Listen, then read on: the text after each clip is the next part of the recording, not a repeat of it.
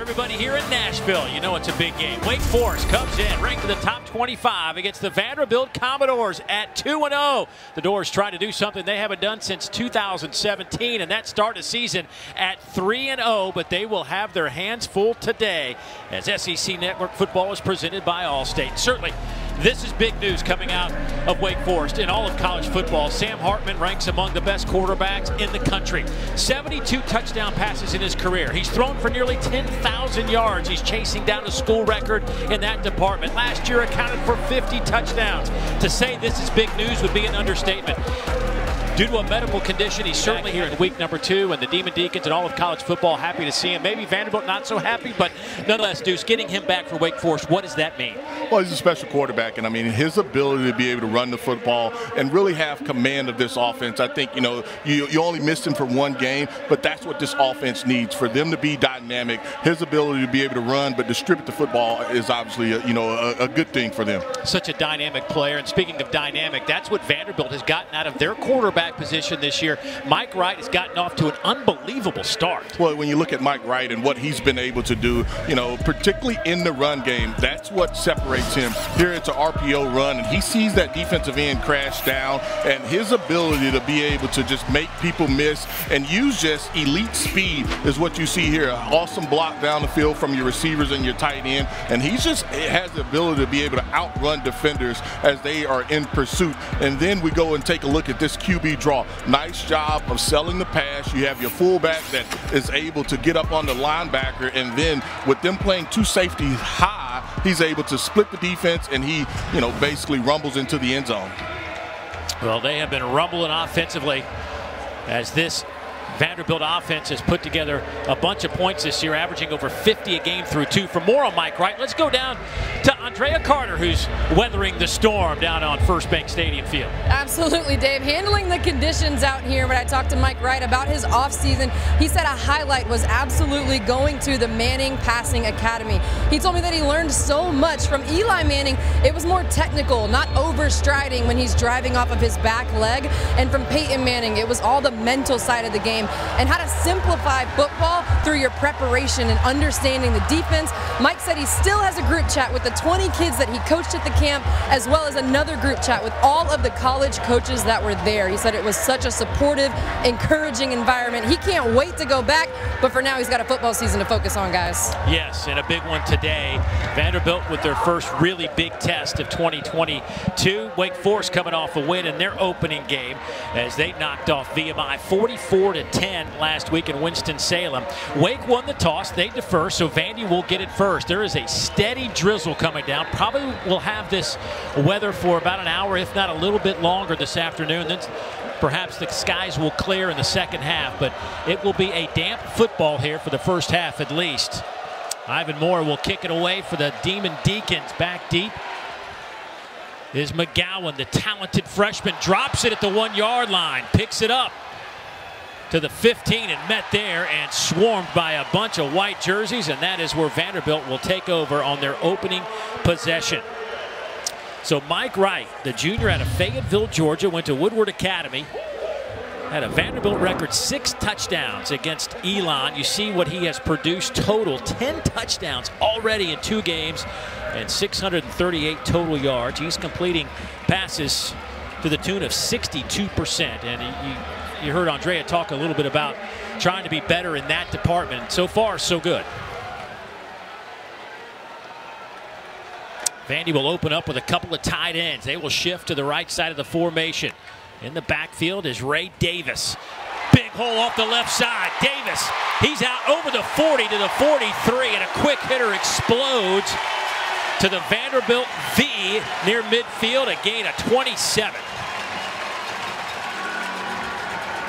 Dave, you come back and you take a look at this play, and one of the things, you get single safety high, but you also get the linebacker that kind of ran himself out of that play. So the first play right away, you see a run stunt or at least a run blitz by Wake Forest, and Vanderbilt is able to take advantage of it.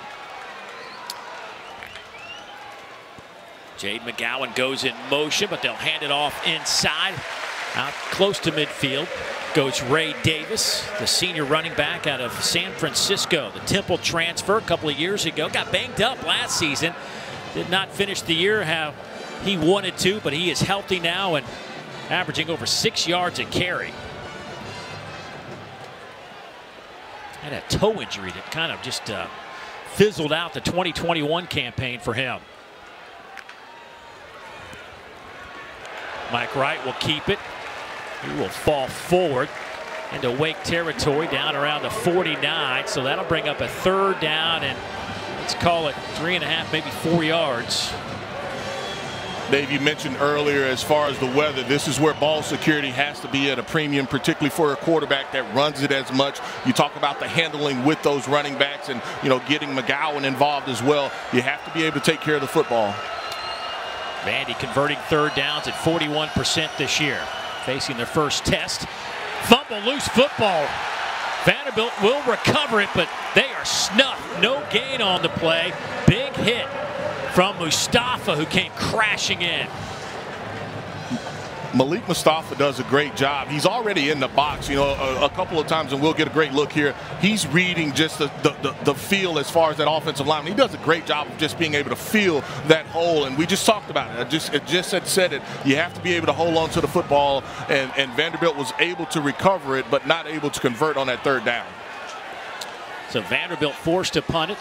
Matthew Hayball will punt it away. The FAU transfer. End over end kick. Fair catch called for around the 14-yard line, and that is where Wake Forest will take over. And our first look, everybody's first look at Sam Hartman here in 2022. And it's been an exciting day for Sam getting ready for this one. Just so you know that even though he was out due to the medical procedure that kept him away from game activity last week, he was still able to participate in practices and drills. So he's been out there working out. And it's been kind of like baby steps throughout this process over the last month. Doctors were cleared him and said he is perfectly fine to go. So we'll get a look at this slow mesh offensive attack, but they will throw it straight. Drop back for Hartman. It's incomplete. Was trying to go to A.T. Perry. And Deuce, I got to think from a player standpoint, emotion's got to be running really high for Sam. Well, definitely emotion. You have a little nerves, and, you just have to make sure that your footwork is where it's supposed to be. And even on that first throw, you kind of see him just kind of try to shake it off. Handoff inside, gets a couple of yards, stopped there by Anthony Orji. Perhaps their best defensive player and best pro prospect on the back end. On Anthony Orji, he has to have a big game for this Vanderbilt defense. He has to be able to make multiple plays, tackle for losses, and making sure that they don't have explosive plays. On 3rd and 8, 3-man rush all day for Hartman. Pass is knocked away, and Vanderbilt gets a stop on their opening possession, and the Deeks will have to punt it away. Good play there by Jalen Mahoney on the back end on Taylor Morin. Dave, we'll take another look at this, but it looks like pressure, but they're only rushing 3 guys. So they drop 8 defenders into coverage, and Jalen Mahoney just does a nice job of looking at the quarterback, reading his eyes, and once he sees the ball release, he attacks it, and he's able to knock it out. Ivan Mora back to punt. It's a short kick that hits around midfield. They will spot it at the Vanderbilt 47-yard line. So a short field for the Doors when we come back. Scoreless here in Nashville.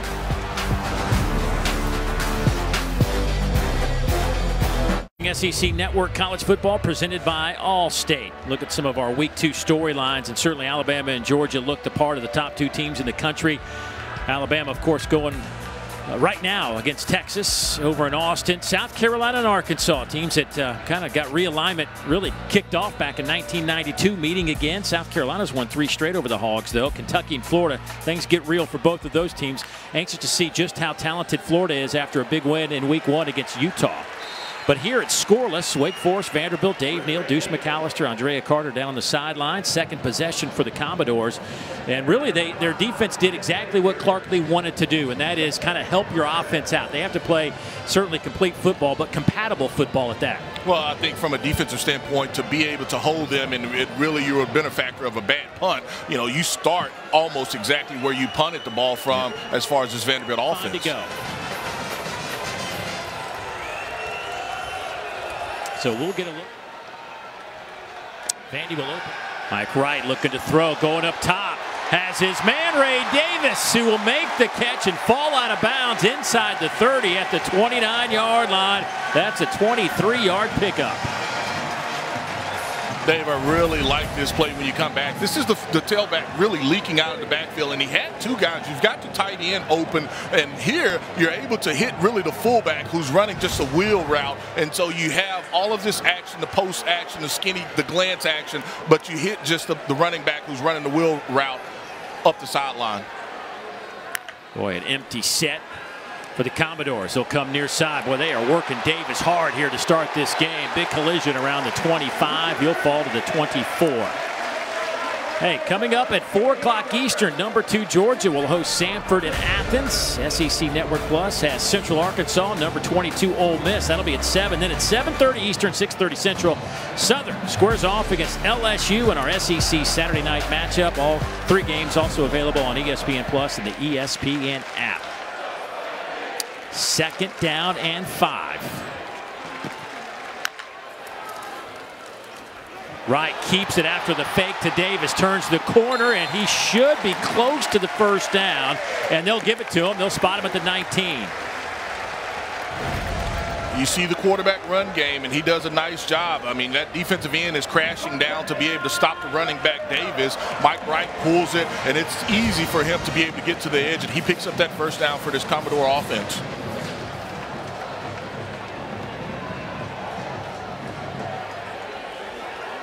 This is where Clark Lee said that Vanderbilt, if they want to win this one, have to have success inside the red zone. It's their first trip today. They'll hand it off left side. Davis will get a couple of yards before he is taken to the turf. Ray Davis, who last year went by Ramon, shortened it up to Ray this year. He's a really good football player. He's having a pretty good impact so far early on these first 2 drives for this Vanderbilt offense as well. Chase Gillespie, the true freshman out of Tallahassee Godby High School, getting his first look. Wearing number 46. Boy, they think he is a star in the making here in Nashville.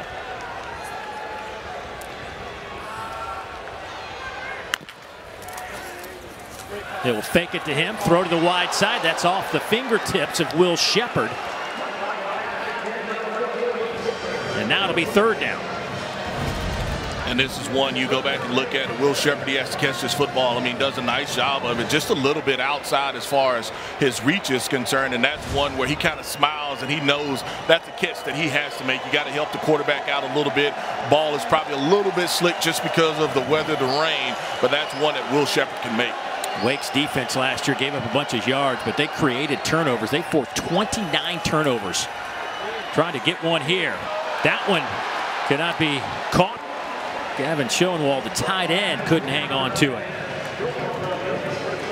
So you see from the offensive standpoint, you know, just 2 out routes, one to your receiver and your tight end, and they're not able to connect. And Dave, you talked about it, getting inside that red zone and having to come away with touchdowns. This time they have to have a field goal attempt, and you know that's one where not necessarily better ball placement probably would have helped, but you've got to have those completions.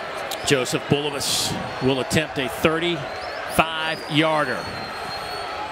Kick is on the way, and Vanderbilt has struck first. So Bulovas, who was 14 of 19 a year ago, off to a good start in 2022.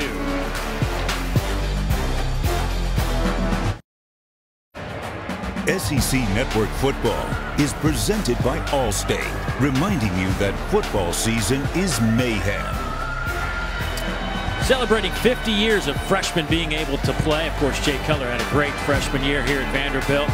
What can we say about Sam Hartman in 2018? He busted onto the scene before his year was cut short with a broken leg. Threw for almost 2,000 yards, 16 touchdowns, and his career has just blossomed ever since that 2018 campaign. He is closing in on 10,000 career yards. He has 72 career touchdown passes. It has just been a remarkable run for that man who led this team to an 11-win season, one of the greatest years ever in Wake Forest football history, as they played for an ACC championship against Pitt a year ago. Here is Williams on this return. Breaks a couple of tackles trying to get the corner. Bulovas can't bring him down. This is a nice return by Williams out over the 45-yard line. So Sam Hartman coming back on the field for his second possession. Look at his 140 pass efficiency. He's completed 58% of his passes over his career, and where they all rank in Wake Forest history, of course, he is chasing down Riley Skinner for the all-time career passing yards list. First possession, though, they had to punt it away.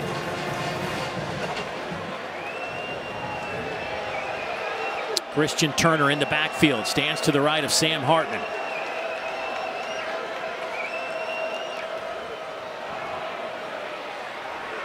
They will give it to Turner. When you look at this Wake Forest offense, Dave, you look at the starting field position here and just watch the quarterback. Watch how everything is dictated off of what he sees from a coverage standpoint by Vanderbilt. Second down and 7. Hartman to throw. Pass is caught. Nice grab over there by A.T. Perry to drag a foot in. They will give him a first down inside the Vandy 45-yard line, a gain of 7. Second time they've targeted A.T. Perry. This time he comes up with the reception. A nice job of just being able to pick up the first down and get out of bounds. First down and 10. There's that slow mesh run game, and they will go up top, trying to hit the home run, and it's incomplete. Trying to hit Perry. Boy, a little bit more on that one. It might have been 6. B.J. Anderson back there in coverage.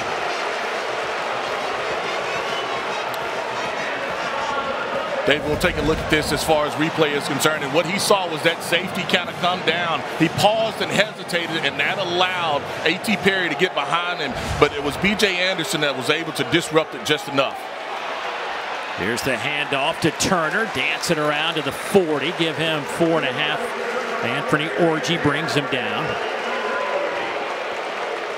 It'll be third down and 6. Turner, the transfer from Michigan.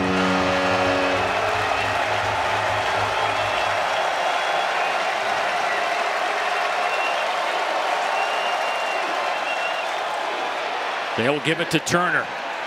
Bounces off one Vanderbilt defender. Nice run will give Wake Forest the first down and an 8-yard pickup. Nice patience by Turner just to allow that offensive line, that big, deep offensive line, to be able to open up that hole for you. On first and 10, Hartman to throw, has all day, stands in the pocket. Flag comes out, pass is caught around the 20-yard line by Jamal Banks. But this was an issue. If this is holding, this was an issue for Wake Forest last week. They had 5 holding penalties in week 1. 2 cost Wake touchdowns. Another cost them a 2-point conversion. So let's see what this is. It's going to be hands to the face against Vanderbilt defensive line, so it's not a holding call on that offensive line. And just you have a little fake as far as play action is concerned, and just all day for Hartman to sit back there to find the open receiver, or at least the receiver he wants to throw to. The offensive line, a little gun-shy to move. They thought, they all stood around thinking that play was coming back. They move it inside the 20 after the catch. First down and 10 for Wake Forest. Hartman keeps it. He's to the 15, and he'll be popped right there, and they're going to throw a couple, 3, 4 flags. Maxwell Worship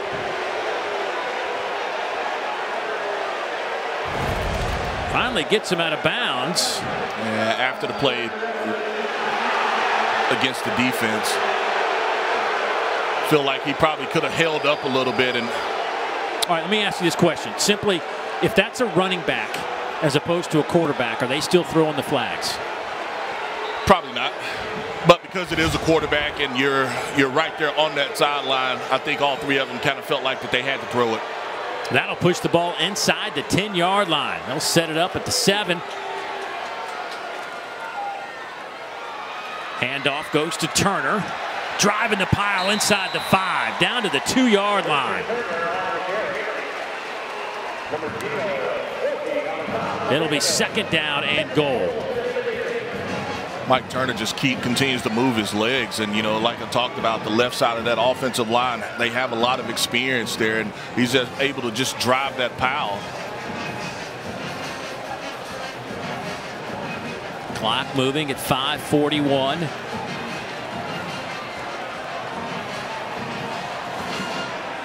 Little wildcat look. Ellison in the game at running back. And that wildcat takes the snap. Dances around. Hitting the backfield, but driving the pile toward the goal line. They'll stop him at the 1.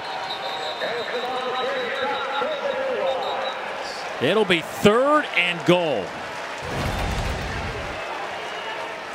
Little wildcat, and it's just an opportunity for him to be able to get behind those big blockers. And you had a couple of missed tackles there. Probably could have had him around the 3-yard line, but like you said, Dave, you just see the leg drive by Ellison there to put that football inside or right at the 1-yard line. They will split Hartman out again and go wildcat. Christian Turner back in the game. Like they're going to call, Wake Forest is going to call timeout.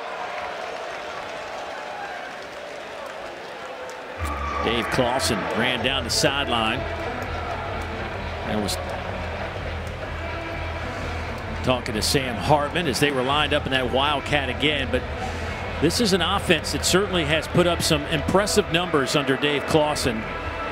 First time I had a chance to meet Dave Clawson, well, he was the 1 year he was at Tennessee as an offensive coordinator back in 2008. Left that, went to Bowling Green, and boy, once he got to Wake Forest, he has changed their dynamic offensively. You look at some of the teams that have scored 30 or more points and how many years in a row they did it. And Wake Forest right now, 5 straight. Florida State back in the early 90s with Charlie Ward starting things off. Did it 12 years in a row. David, that's not an easy task. I mean, that's basically from not only a standpoint of having skillful athletes, but having a system that they understand and it works. And I think that's exactly what you have here at Wake Forest with the continuity as far as offensive coaches, staff, being able to put in a system that works for the type of athletes they have. Trying to put some points on the board right here. They put up 44 in their opening game.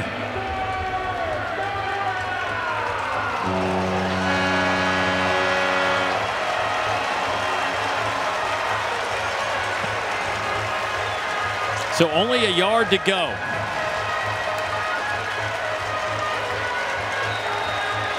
And they will go back to that wildcat formation. Ellison will take the snap. Vanderbilt's going to have to call timeout. I don't know if they have the right guys in, and you don't have a quarterback in as far as Wake Forest. And so you see Vanderbilt have to take a timeout here after. They had 12. They had too many guys in. They had 12 on the field. There is Clark Lee. He's not happy about having to take a timeout right there. I think he's talking to some folks upstairs about, you got to let us know personnel.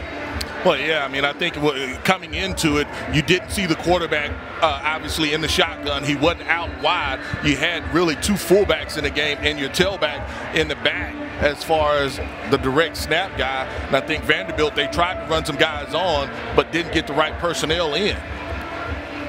Clark Lee looking for his 3rd win. 2 wins last year.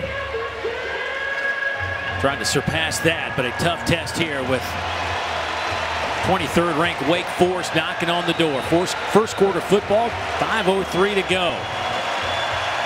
Vanderbilt scored first on a 35-yard field goal on their last possession.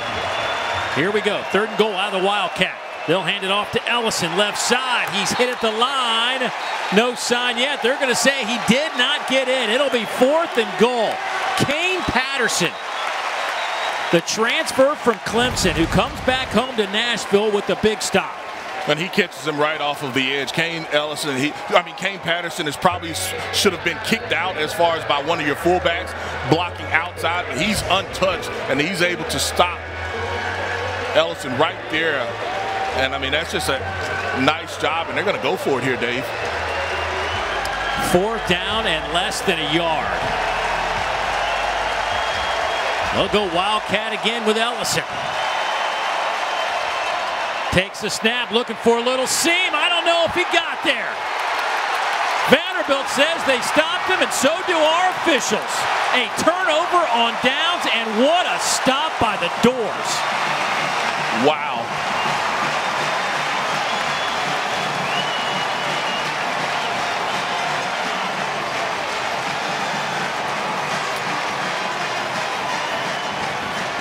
Vanderbilt stops the Demon Deacons at the goal line. Back in a moment.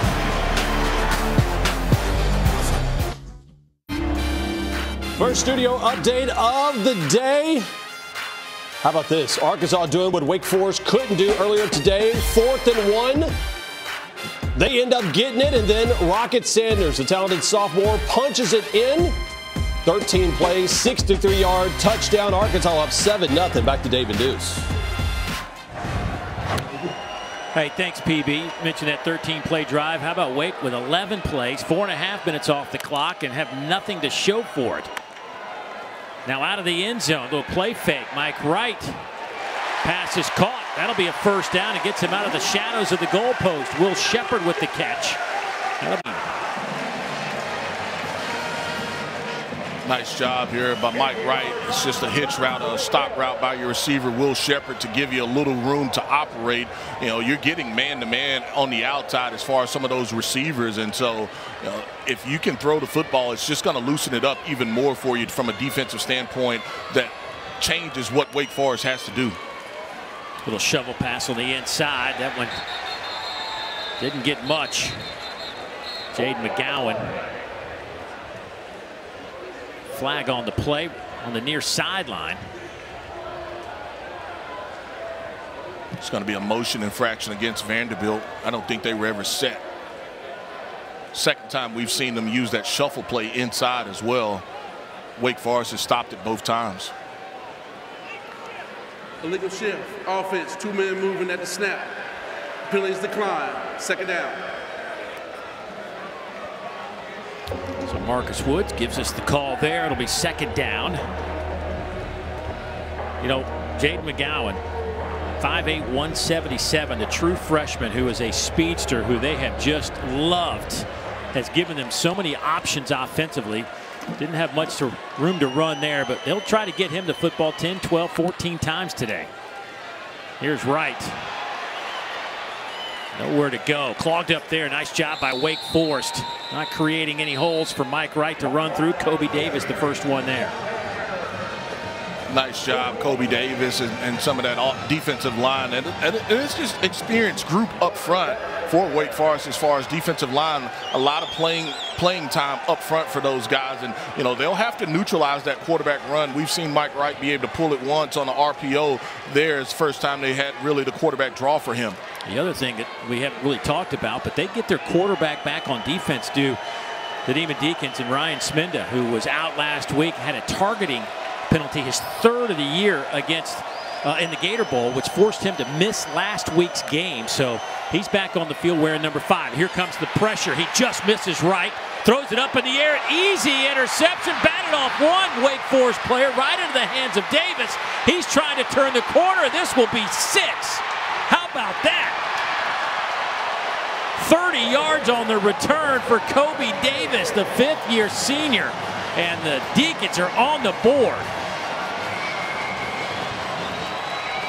Really nice job defensively by the Demon Deacons, and we'll take a look at it. They blitz up the middle, and Mike Wright, he tries to create. The problem is he just throws it up, and you talk about a slick football being the case, and, you know, probably should have been an interception the first time, but it's tipped up, and you see them be able to, Kobe Davis be able to come up with that interception and return it for a touchdown for Wake Forest. Matthew Dennis with the point after, hammers that one through. Boy, that changes the dynamic in a hurry. Just when Vanderbilt had the momentum, they get the first down. They were sitting there inside the 1-yard line, gave themselves a little room. Then a penalty Yeah, penalty for an illegal shift, and you don't get anything as far as put it at third and medium as far as offensively to call, and that was pressure up the middle that they were able to get Mike Wright flush out of the pocket. So you had the quarterback run, and then you did the little shuffle pass inside. Third down, you're trying to get it outside. I think that was Shepard who he was trying to go to on that throw, but not nearly enough on the throw, and it ends up being intercepted. Well, this defense was maligned a year ago. They gave up 42 points 5 different times a year ago. The one aspect of their defense that they really could hang their hat on was their takeaways. They created 29 turnovers. And here is a statistic really that just bodes so well for Wake Forest. Under Coach Clawson, they are 65-13 when they win the turnover battle. Well, they've had a turnover in 16 straight games. That'll be 17 that you can add to that total as well. 17 straight games as far as turnovers created for that Wake Forest defense.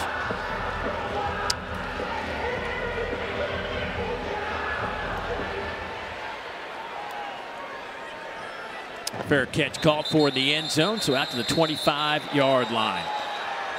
Hey, Monday, Thinking Out Loud is back for another season. Spencer Hall and Richard Johnson will break down the weekend on the gridiron and preview the big games for the week ahead. Monday, 7 o'clock Eastern, right here on the SEC Network, and of course, always on the ESPN app.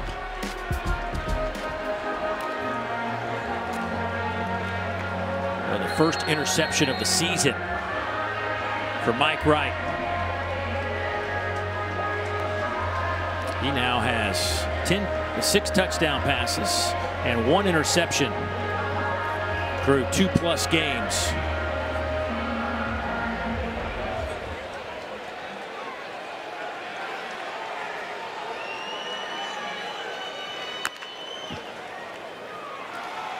Here's Davis dancing through the hole. He'll pick up a couple of yards.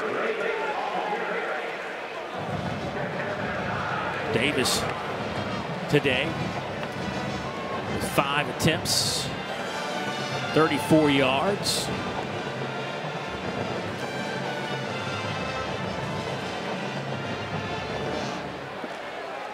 Second down and 8.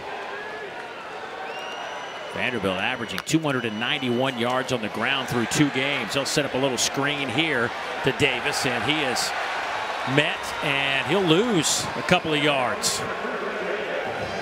Boy, Wake all of a sudden energized after the interception. Yeah, definitely energized, and Chase Jones does a nice job from his defensive position. And I think, you know, just the movement that you have so much as far as from Wake Forest up front, whether it's that pirate look as far as that defensive line, the linebackers, they're filling different gaps. It was third down last possession that they were able to bring pressure. Right now, I don't know if it looks like they're going to bring pressure. They may drop out and play coverage, though. 3rd and 10. Right. Underneath. That one is incomplete. He was trying to hit Quincy Skinner. And here comes the Vanderbilt punt team. Dave, that time they did play coverage, only rushing 3 guys. You did have a spy just in case Mike Wright broke containment. They were able to send 4 guys, but Skinner's just running that over route, that crossing route, and nice job defensively by Wake Forest to not allow him to make that catch. Garnes does a nice job there.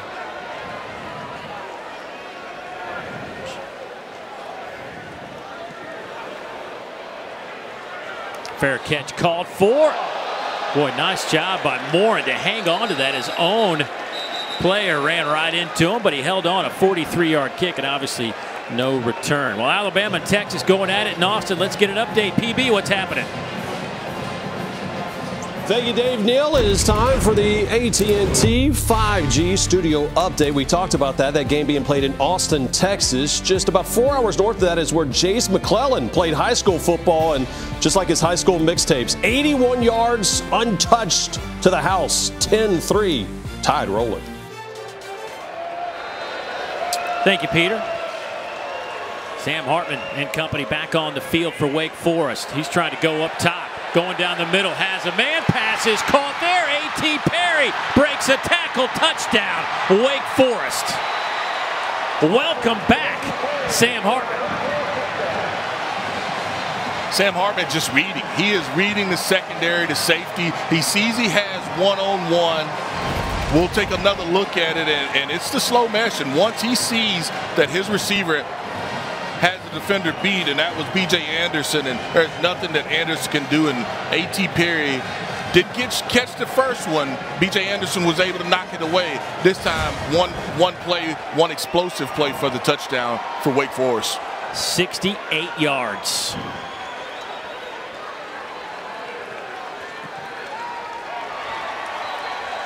So the point after is up and good by Matthew Dennis. And just like that, Vanderbilt gets that stop at the goal line and back-to-back touchdowns. And here's the second one. And that's just way too easy for A.T. Perry. No safety help. You're asking your corner to be able to cover, one-on-one against a receiver like that who is physical. B.J. Anderson, he just can't do it. And one of the things that they wanted to do better as far as Vanderbilt was concerned was play the deep ball better down the field. And that time, first time they did a pretty good job on it. That time, not so much. Andrea? Guys, there are some unique nicknames for this Wake Forest team. Kalen Carson on the defense, Seatbelt, because he locks you down. Christian Turner, Sub-Zero, and A.T. Perry. His nickname is 7-Eleven. They said it's because he's always open. I think it might compete with the nickname Deuce. I don't know. 7-Eleven has me beat. Always open. Sub-Zero's good too now. I like Sub-Zero. Ice cold. Well, how about that? One play, 68 yards. They had that play earlier, and Hartman was a little bit short with the throw. He was anything but short with that toss. I agree. Ivan Moore will kick it away.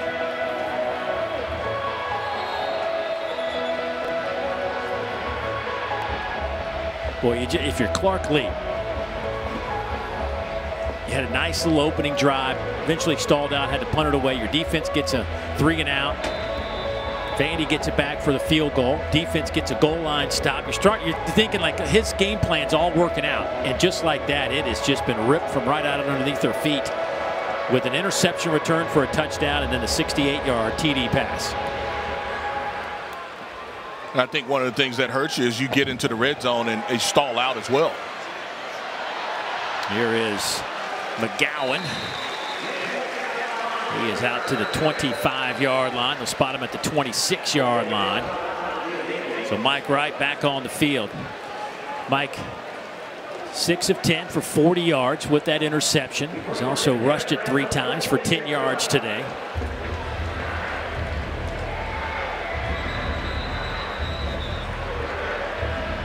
And for me, if you're Vanderbilt, I think, one, you have to take care of the football. But I think when you have outside with some of those receivers, you have one-on-one, you've got to make those completions. You've got to be able to keep this defense off balance where they can't just tee off on you at that second level with the linebacker stunts and twists.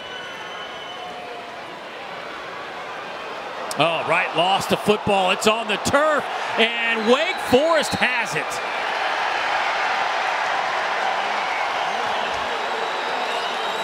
Jalen Garnes comes up with the football. David, we just talked about it. You have to be able to take care of the football, and he is carrying it very, very loose. And Jalen Garnes comes up with the recovery, but it was one of your defensive ends that tracked it and knocked it out of his hands. I think that was Jones, Ja'Cory Johns, that knocked it out of his hands. He was able to track back and be able to knock it out of Mike Wright's hand. And that's 2 turnovers in the first quarter, something that you just could not do from the offensive standpoint, giving Wake Forest multiple opportunities. Boy, in a very short field, they'll set up at the 32-yard line. Christian Turner in at running back, but Hartman will throw near side a little bit high. So it'll be second down coming up, trying to hit A.T. Perry.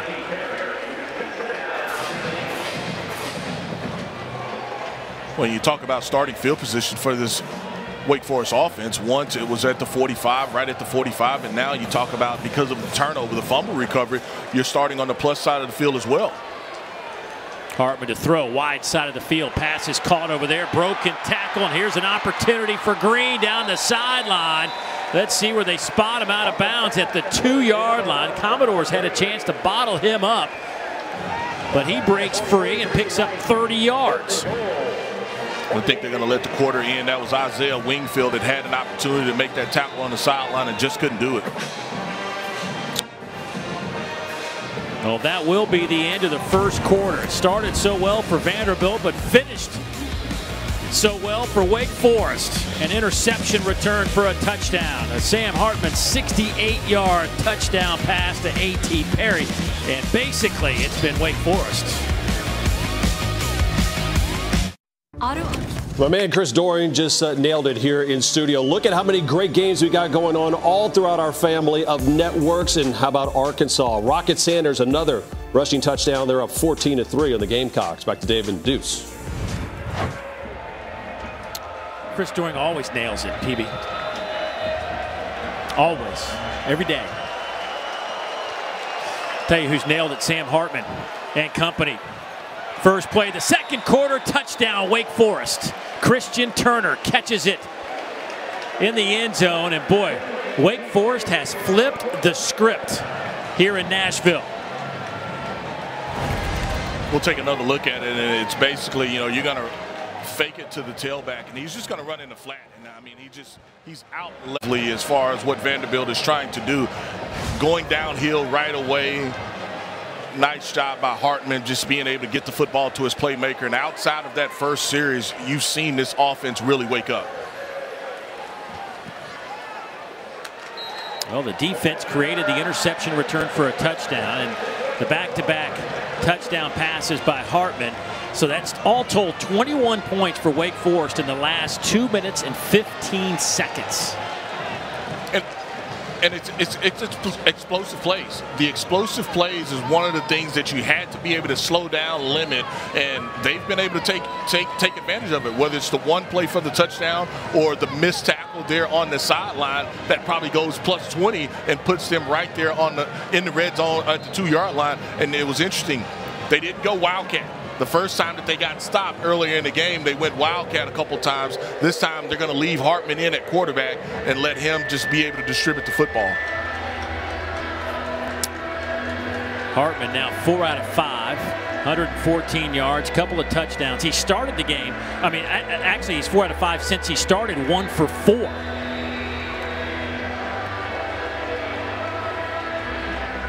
So Wake Forest will kick it away again. Ivan Mora will boot it away, and Javian McGowan back deep, the true freshman.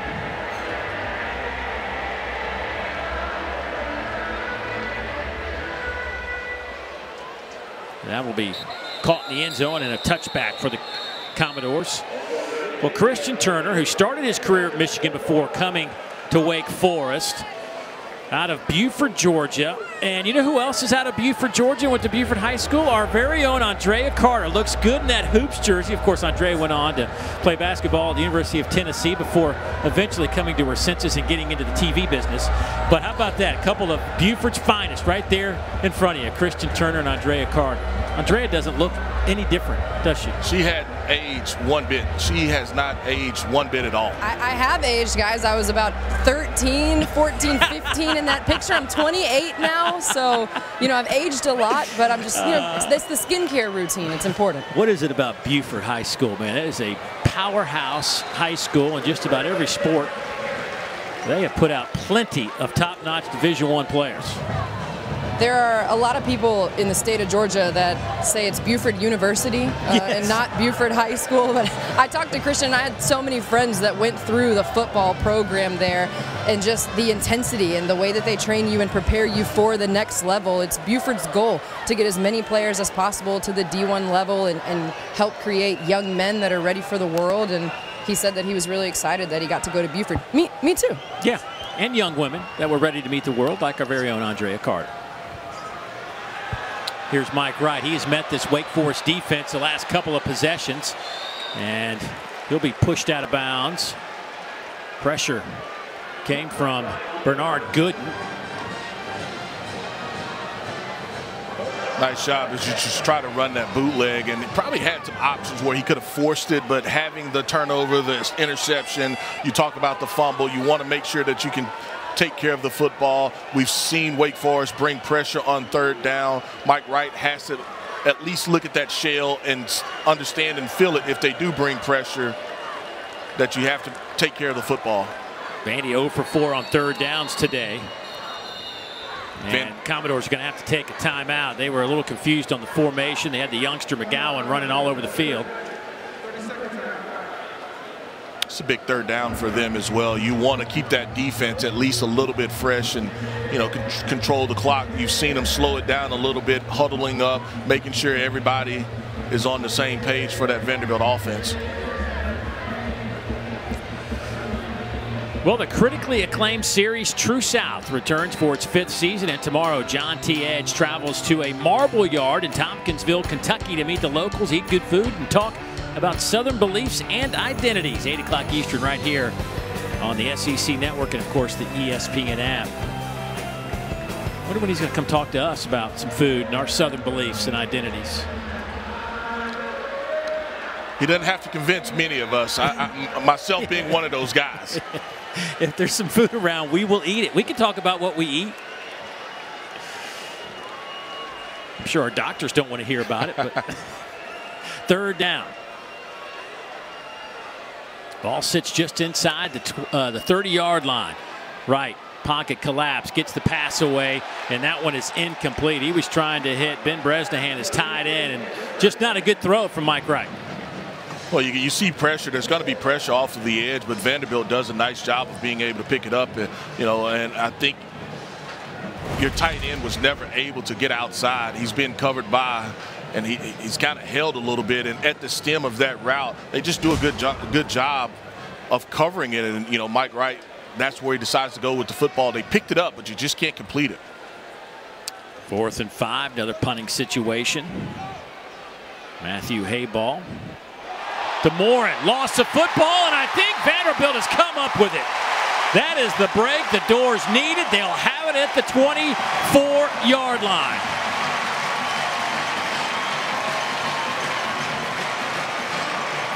Dave, a couple things happen here. One, you've got to locate the football, and probably when you talk about it, not able to bring it in, and just a nice job as far as just covering it. He calls for a fair catch, but that ball is just moving on him a little bit.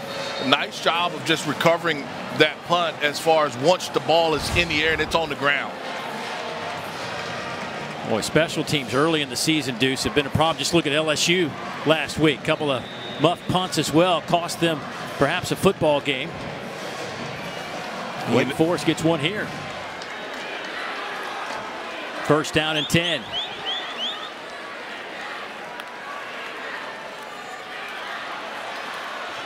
There goes Davis to the 20-yard line. We've seen Ray Davis be able to have some positive yards against this defense. A lot of that is because they have to displace one of those players. You're always concerned with the quarterback run game, and particularly when you put trips outside of the numbers. How will Wake Forest match that up? Will they move one of those linebackers out of the box like here? You know, that's normally a sign, hey, look, this will be a quarterback run. On 2nd down and 5, inside handoff, a lot of room. Davis inside the 5, he is belted there. They'll spot him at the 4, give him 15 yards, 1st and goal for the Commodores. We'll take another look at it here, and you're just reading it. You know, there's pressure. The linebacker kind of vacates that hole. That defensive end can't close down because he's concerned with Mike Wright being able to pull that football. He gives it to the tailback, and, you know, like I said, there's one safety high. They're able to kind of exploit it just based off of formation. This time they flip it as far as where they send the receivers, and they're going to see if they have the same look again. Trips right. Davis in the backfield. They'll go with Davis, cuts it back, falls forward maybe a yard on the play, 2nd and goal. Wake Forest plays it a little bit different. This time they only send 3 guys out as far as outside. Dion does a nice job of just playing that as far as Bergen, the defensive tackle for Wake Forest, in that look.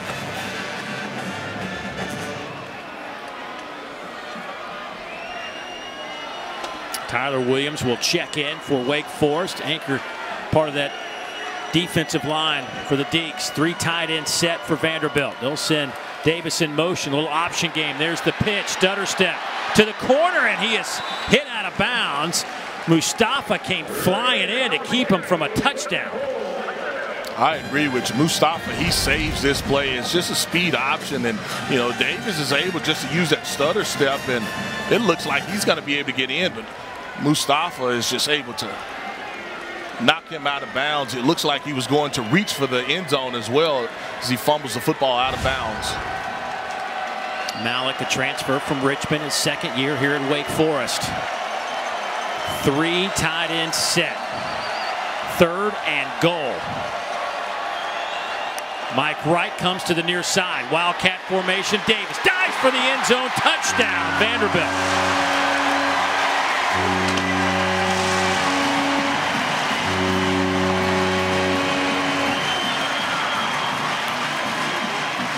Dave, this time offensively, they don't stall in the red zone.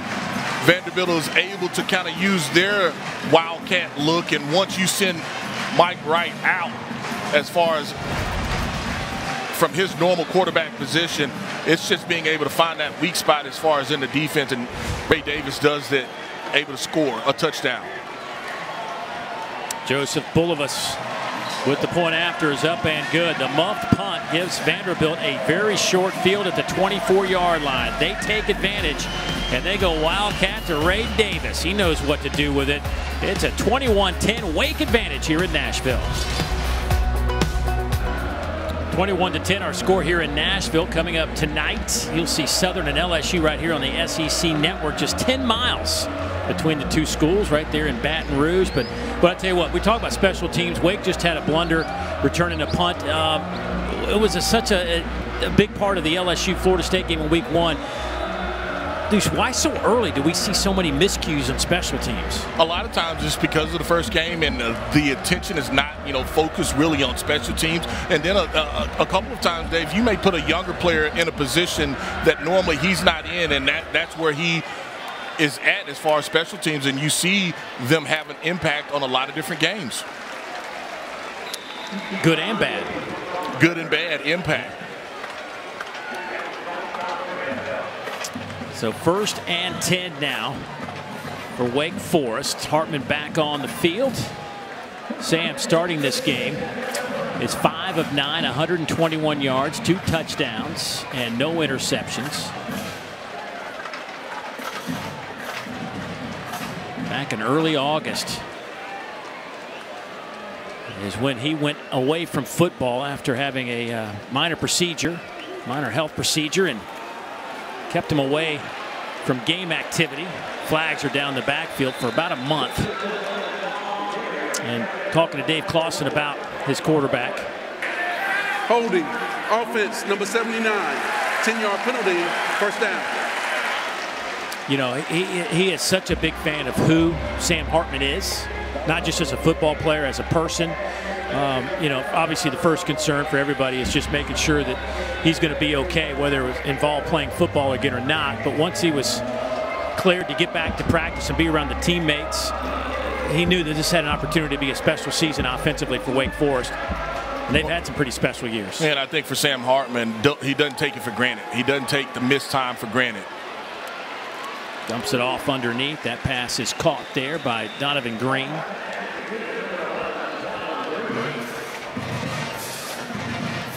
What he did a year ago was just fantastic, accounting for 50 touchdowns.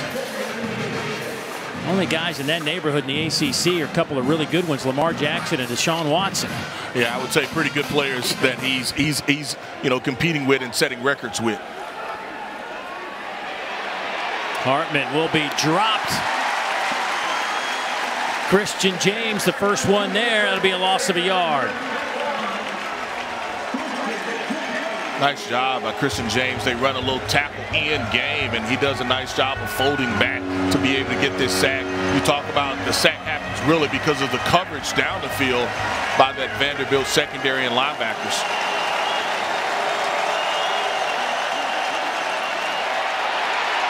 Pocket collapses. Hartman feels it, scrambles. He's to the 30, to the 35, dives for the first down.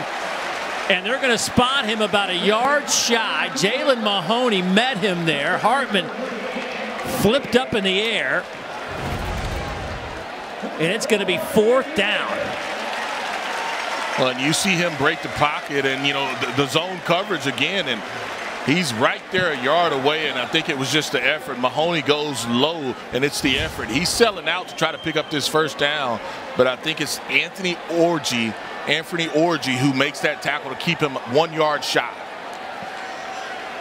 Ivan Moore out of Dalton, Georgia. High snap through his hands. He does get the punt away. And it's actually a pretty good kick that'll sail down inside the 20 to the 15. What a job by Ivan Moore to regroup and get that punt away. And that'll end up as a 61-yarder. Special teams. It's been a big part of this one already. Back in a moment.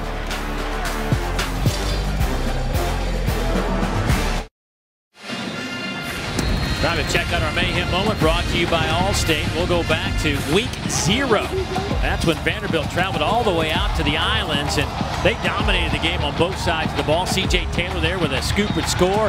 Mike Wright had an incredible game. 4 total touchdowns. He rushed for 163, threw for 146 as Vanderbilt totally dominated Hawaii 63-10.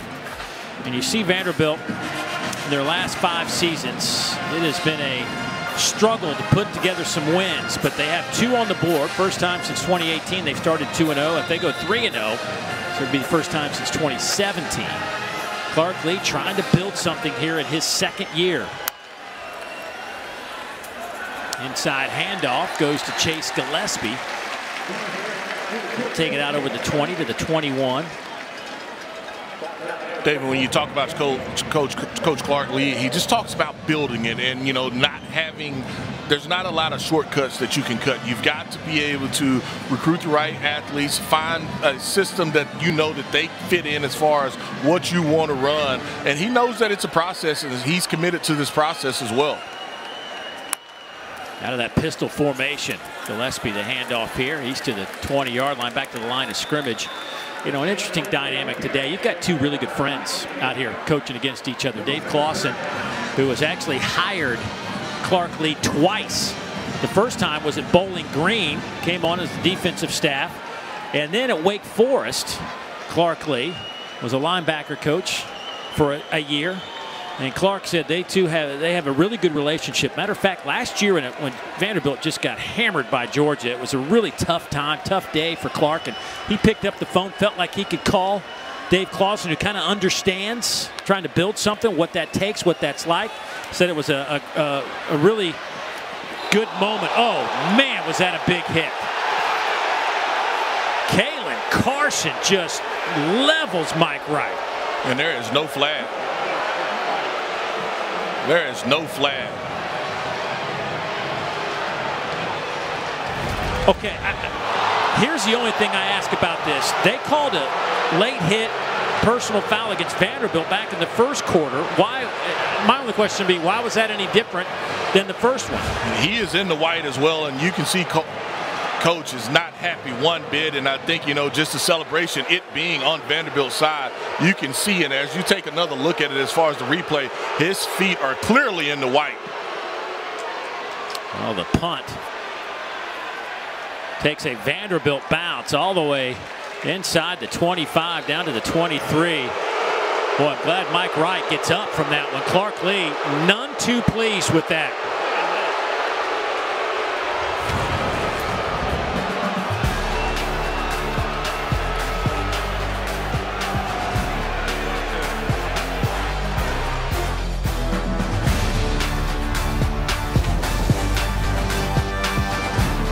Studio update last week against Cincinnati, 224 yards rushing for the Razorbacks. They already got over 100 yards today. Another touchdown on the ground, 21-3. And by the way, Alabama, Texas, not at a 10. Wow, thanks, PB. Good one going on in Austin, Texas. So Wake Forest gets possession here out to the 27-yard line. Well, let's go back to the first quarter. Here's Sam, who was hit going out of bounds. Flags went flying all over the place. That was that collision. Now, this was just moments ago. And, you know, I think just as anybody, coach, player, fan, just some consistency in the call. And I think that's what really got Clark Lee upset was, you know, they didn't get that same call from a quarterback standpoint, where his quarterback got hit leveled right there on the sideline, where earlier, if you're Wake Forest, they benefited from that same call. And, as a head coach, as a fan, you just want it to be consistent. Taylor Bourne scoots out for 26 yards. That sets up Wake Forest inside Vanderbilt territory. First down and 10. Hartman, a little stutter step, finds a little room, and then he's walloped at the 43-yard line.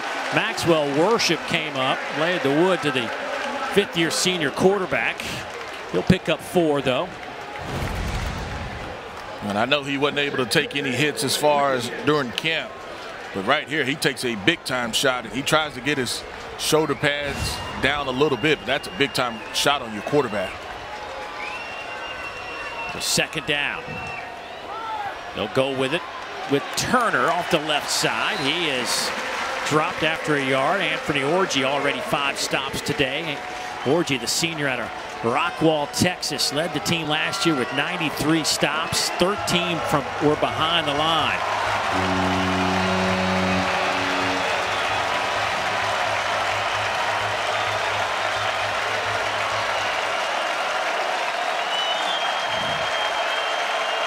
Wake 1 for 4 on third downs. Hartman flushed out of the pocket. Backpedaling, buying some time. He'll be walloped at the 46, stays on his feet. And he gets an earful from the Vanderbilt sidelines.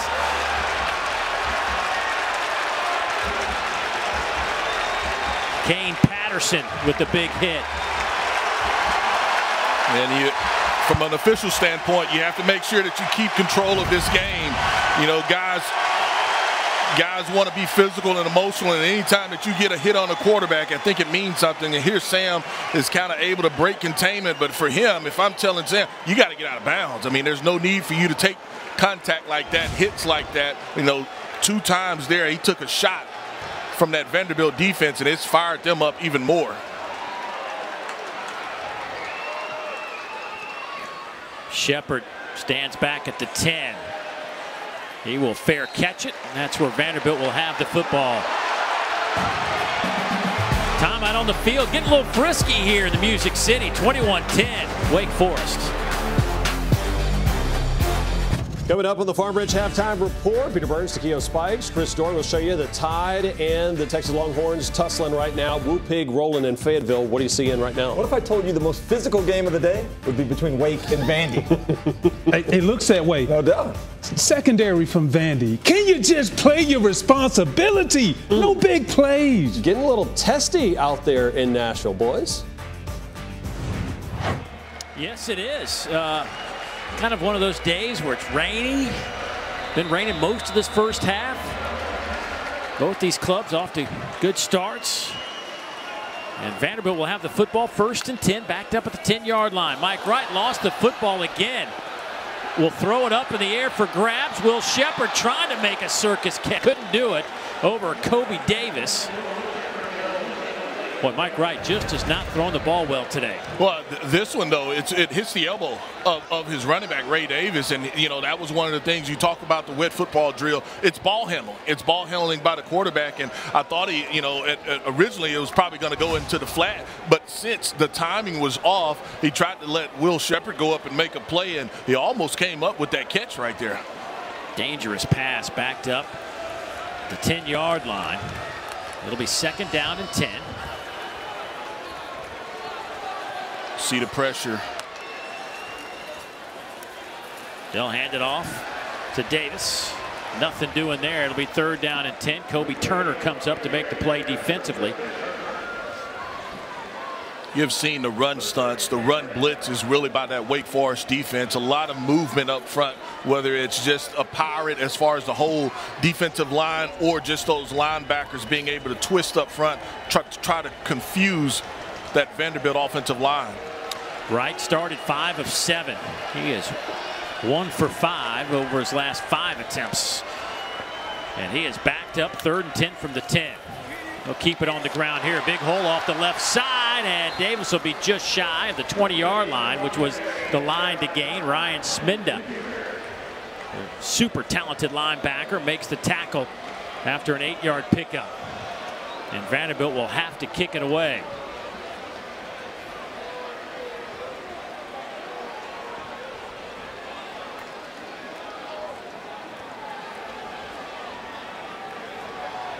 Really nice job defensively by Wake Forest. I know you give up some yardage, but you force the punt.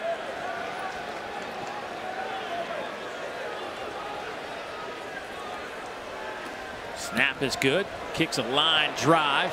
Going back to Morin, who muffed the last punt. Catches this one at the 35-yard line. So Wake Forest will have 2:35 on the clock and the football. But we'll be back in 10 seconds.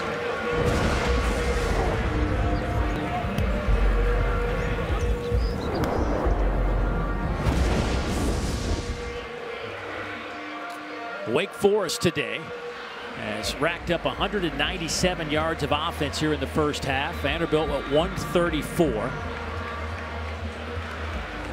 Sam Hartman, 7 out of 11 for 156 and a couple of touchdowns.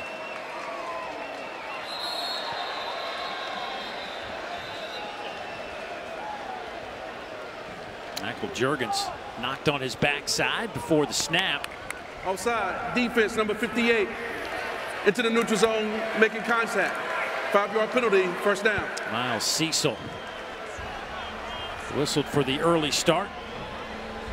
And if you're the nose tackle, the only thing that you can say is, hey, look, there's movement of the football. I mean, because you're right there on the, looking at the football, kind of just got a little anxious there.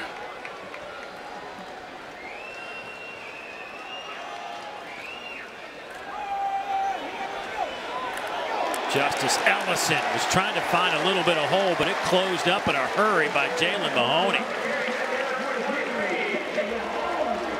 Really nice open field tackle by Jalen Mahoney. He's coming off of that slide, and that's how you wrap a young man up there.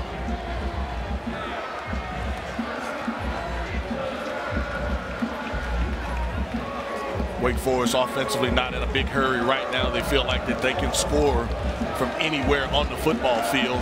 They do receive the football as well to open up the second half. Vanderbilt only one timeout. Hartman over the middle, passes behind his intended receiver, Keyshawn Williams.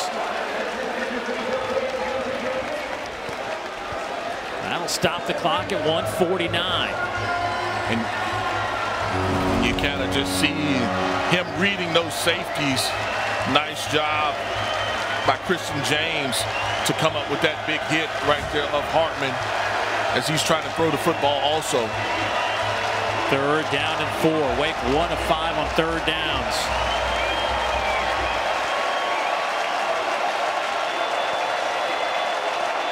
Williams in motion across that formation. Vanderbilt bringing some heat. Little slant across the middle, incomplete. There are no flags, so the Commodores will force the punt. Banks the intended target. Jeremy Lucen in coverage. We'll take a look at it, and Jeremy Lucen in coverage. It's just a slant route, and probably a little bit early. Probably. I mean, there's no flag. You know, you got to force it. I see what you're saying there. I see what you did. Yeah, you're probably a little bit early, but there's no flag, so you'll take it. Fair catch caught for at the 15 by Shepard. So a long way to go for Vanderbilt, but they do have 1:38 and a timeout. Well, coming up at halftime, you can watch the live performance of The Spirit of Gold on SEC Network Plus. Start streaming now on the ESPN app. All right, Deuce, so put your offensive coordinator hat on here, and you're backed up. It's a nasty day. You've already seen some mishandled footballs. How aggressive are you going to be here? Not very aggressive at all. I mean, I think if Mike Wright, you know, I'm going to keep the football really in his hands and let him read the edge. If I can get something, a one-on-one, then maybe a shot play for Will Shepard, but outside of that, I think you just want to kind of regroup in this situation. You don't want to give them another turnover on a short field. Boy, it is just coming down now. You can see the rain all over our camera lens. Mike Wright will step up and throw a quick slant over the middle. That one is caught around the 23-yard line. They'll spot him back at the 22. Vandy needs to be in a hurry, though. A gain of 7. McGowan on that reception. He'll come near side and line up in the slot.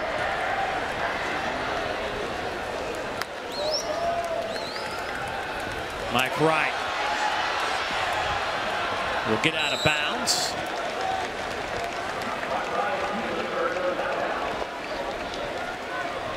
That'll stop it with 109. And if you're Vanderbilt, you're looking for some type of explosive play. I mean, because here, your third down, hadn't seen pressure on those first two plays as far as this series is concerned. You'll see if Wake Forest defensively, they dial it up a little bit.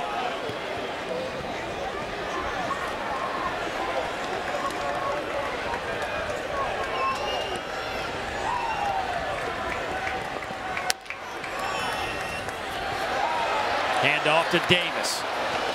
Boy, he thought he had it for a minute, but Wake Forest closed in a hurry.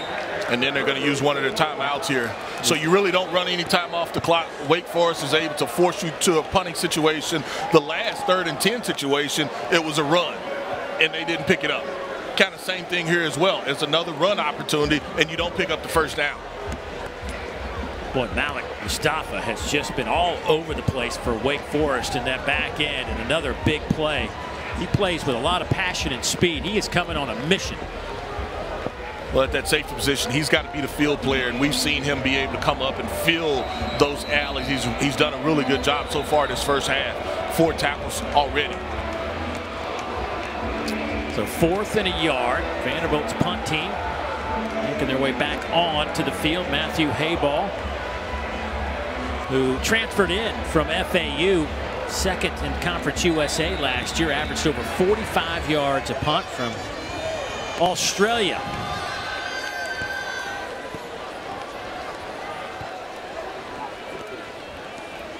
Taylor Morin back to return this kick. It's a line drive that Morin will field. He'll go to the wide side. Needs a couple of blocks. Didn't get him, and he is brought down just shy of midfield. Tackle made by Gavin Schoenwald, the tight end, with some special teams work. Yeah, Dave, I feel like just from an offensive standpoint, you just give them too many opportunities. You know, I think, hey, look, you had a chance to get out of the half right there, run a little play clock, run some time off. That first pass, if it doesn't go for a big play, just get out of the half. Now you allow Wake Forest to come out and almost double dip in a sense, because they get the ball right before halftime and they do receive it as you start the 3rd quarter, and they're just too explosive offensively. So 1st down and 10 from the 48-yard line. Christian Turner in the backfield with Sam Hartman. Nowhere to run. He'll spot his forward progress right back to the line of scrimmage. Anthony Orji along with Ethan Barr in there. And from the looks of it offensively, they're not really trying to push the football down the field themselves.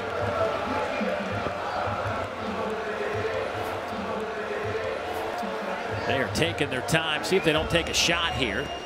At least give it one attempt down the field. Well, they'll keep it on the ground with Turner, and he is pushed back right at midfield.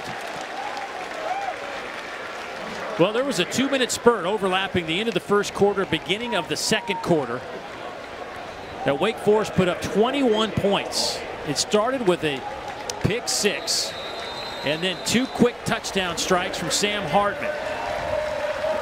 And that has led to a 21-10 first half advantage for Wake Forest. The team comes in ranked 23rd in the country, and that is not good news right there to see Christian Turner being helped off the field after that last carry. But we are at halftime on a rain-soaked day here in Nashville as Vanderbilt trails by 11. Let's go down to Andrea. Coach, after the hit to Mike Wright on the sidelines, you pulled the whole offense together. What was your message? Well, just that I don't want to be a coach where we're, complaining about calls. I want to be a coach where our team goes out and dominates play on the field, and that's where we need our focus. Let me handle that, and the officials. The team needs to focus on going out and playing Vanderbilt football, which we haven't done on offense, and it's disappointing. So we need to refocus coming out in the 2nd half. Haven't played Vanderbilt football on offense. What was your evaluation of the defense that first half? Well, we said no explosive touchdowns, and we gave up the post, and that's not good enough. I think when we've made them snap the ball, we've been able to come up with stops, and I've seen some positives. We got to build on that. But we got to control the game on offense. And too many 3-and-outs. Obviously, we got 2 turnovers, 1 that went for a touchdown. That's not a recipe any week, but certainly against a high-powered offense like this. Coach, thank you. Thanks so much. Thank you, Andre.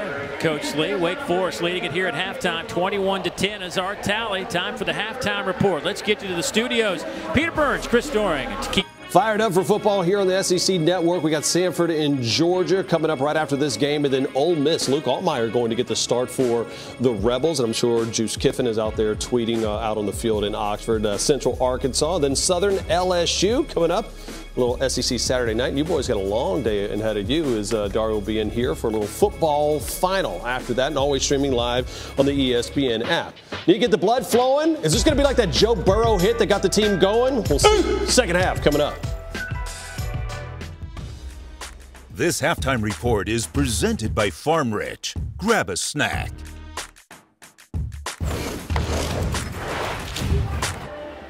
And welcome back to SEC Network Football presented by Allstate. Back in Nashville, where the Vanderbilt Commodores trail here at home to 23rd ranked Wake Forest 21-10.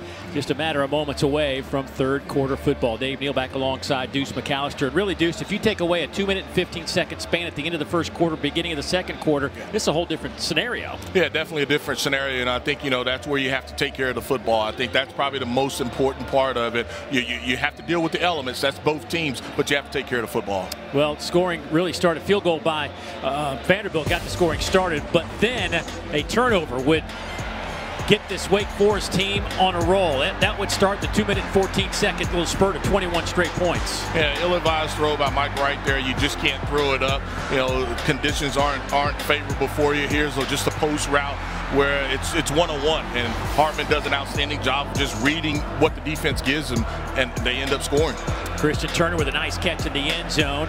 That would be their 21st point of the game, but Vanderbilt would come back on a Ray Davis touchdown run to make it 21-10. We've talked a lot about the two quarterbacks coming into this one. Sam Hartman making his first start of this year. 7 of 13 for both of them, but Hartman with the big plays. Yeah, it's explosive plays that Hartman has been able to hit on, and that's what they do to you when you talk about hitting on some of those explosive plays. We haven't seen Mike Wright really be able to break out and be explosive like he normally is, and that's one of the things that they have to make sure that they do this second half. Well, let's go downstairs to Andrea. Dave, Deuce, you guys are spot on. I talked to Coach Clausen coming out of halftime, and he said that games like this and weather like this become a turnover battle. He said that was the difference in the first half. We have 14 points off of turnovers. They have 7. His message to his team at halftime was an emphasis on ball security. He also noted it's getting chippy out there. We do not need to respond. We don't want a cheap 15. Yeah, boy, in that second quarter after the hit on Mike Wright, things got not just verbal, but physical as well. Down on that field. We'll see how that plays out here in the third quarter. Underneath route, that pass is caught there by Donovan Green. That'll be out over the 40, but a flag is down in the backfield. That may be another holding call against Wake Forest. Holding, offense, number 79. 10-yard penalty, first down. And that's his second one. Second holding penalty. I think it was Anthony Orji who was trying to break through, and what's interesting is also that time they took the underneath throw. It wasn't the big post route that Sam has thrown so much this game. That's something. This very experienced offensive line. This group over 100 games started as a offensive line. Total almost 200 games played for these guys over their careers.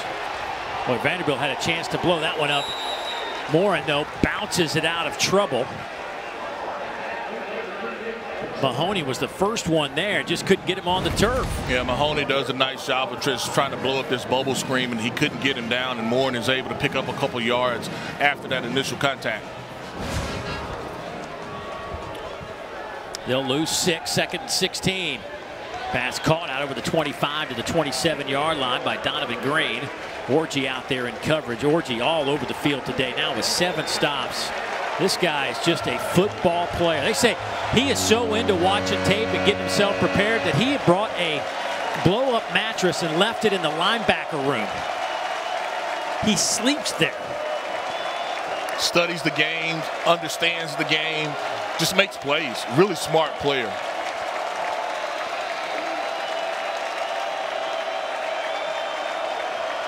Third and 9. Hartman with time, going deep.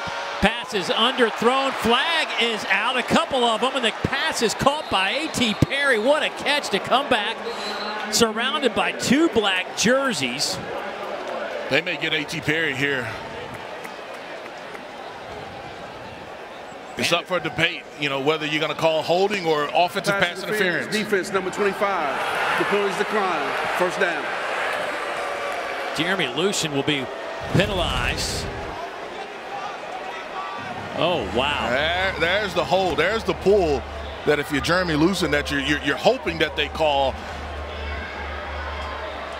And A.T. Perry, he's just a physical receiver. We've seen him be able to catch that post route, and when he's one-on-one, he feels like that he's going to win every time. That'll go as a 49-yard pickup. The inside handoff.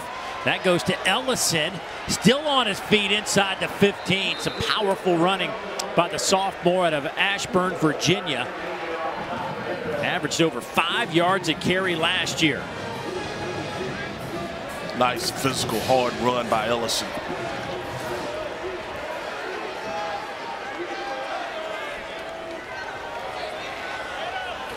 Boy, big, powerful run again from Ellison.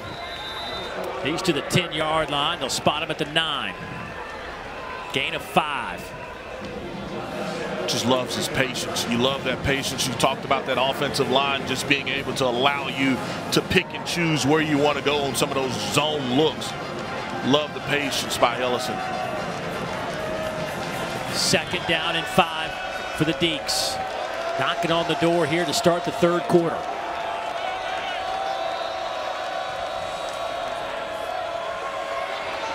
Hartman throws, knocked away at the last minute. Tough throw by Hartman, running left, throwing right. Dave, when you come back here and you look at it, this is the second option, but he missed the first option. The first option is going to be a corner route to Taylor Morin, and he had him wide open. Vanderbilt kind of dropped that coverage. He had him wide open, but he couldn't stay on the route.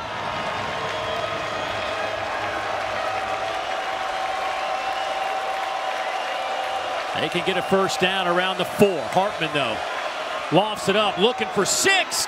Got it. Touchdown. Taylor Morin.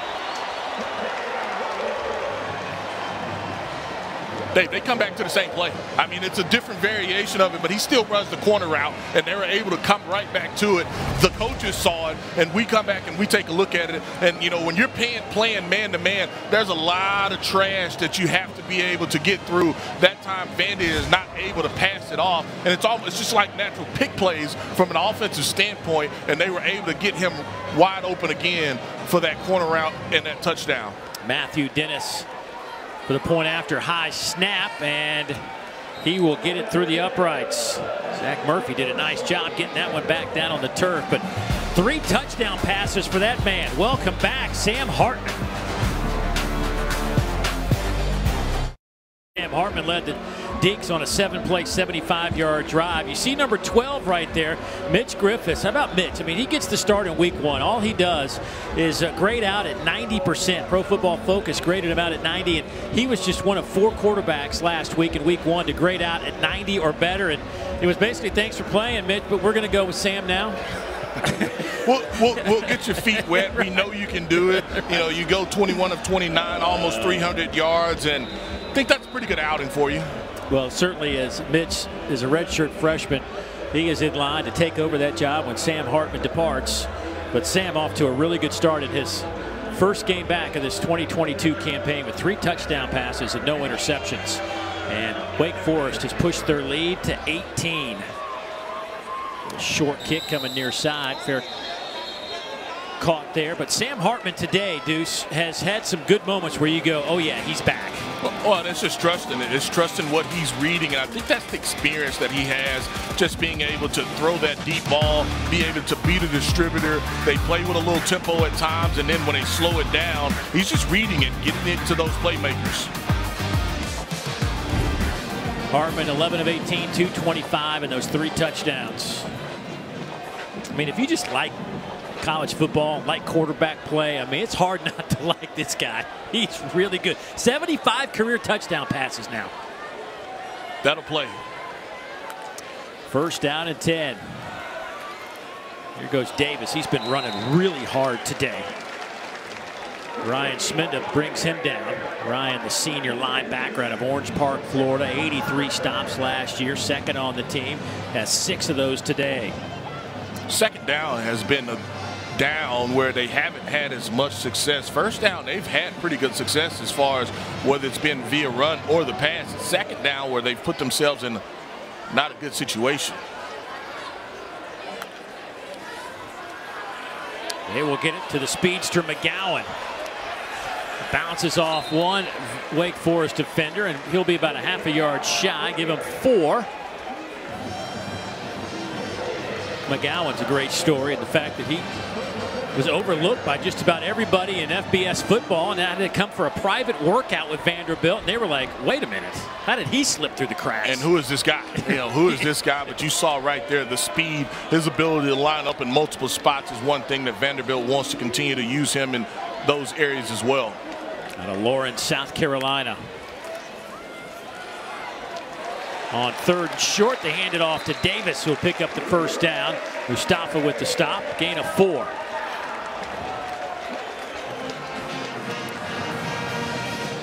You see the motion, you see the downhill running, that offensive line getting enough push where they're able to pick up their first down, first possession of this second half.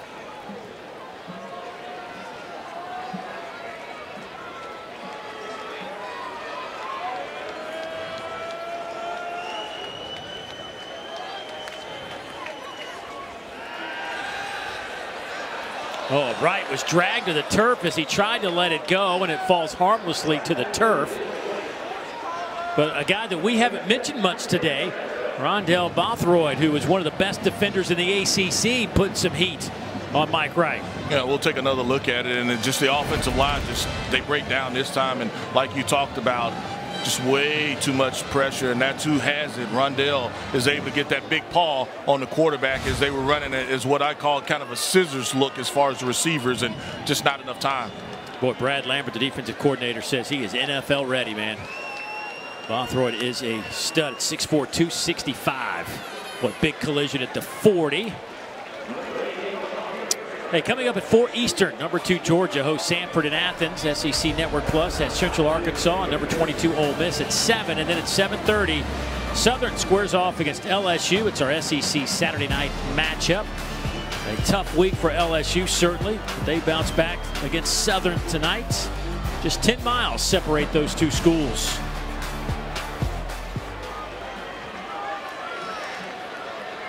Here comes McGowan in motion. He'll line up at the numbers on the near side. And Vanderbilt's going to take a timeout. That's the second time that you've kind of had McGowan. They've had to use a timeout in the first half, lined up wrong, and that time he's late lining up again. We talked about them using him in different situations, putting him in different spots, and you know, the one thing that they talked about was, hey, we can't give him too much. 2 times here in this game they've had to use a timeout just because of lining up late. Vanderbilt will spend that timeout. Offensively today, the Commodores have put together 159 yards of offense. After 2 games, they were averaging 512 yards and scoring 52.5 points per game. Well, you hadn't had quarterback runs. That's where they have kind of eliminated Mike Wright, his ability to have that explosive play. And I know the competition picked up tremendously going against Wake Forest, but that's what you've been missing. 3rd down and 7. 4-man rush. Flag comes out. That'll be a hold against Jacob Brammer.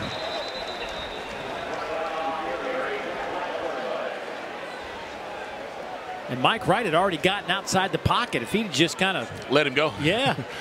He kind of threw him to the ground there at the end. You're still short as far as the first down, and that's what they want to talk to the coaches about. Do you want to back them up and let them play 3rd down again, or decline it? And I guess about 4 or 5 yards short, and they decided to back them up. Holding offense, number 66.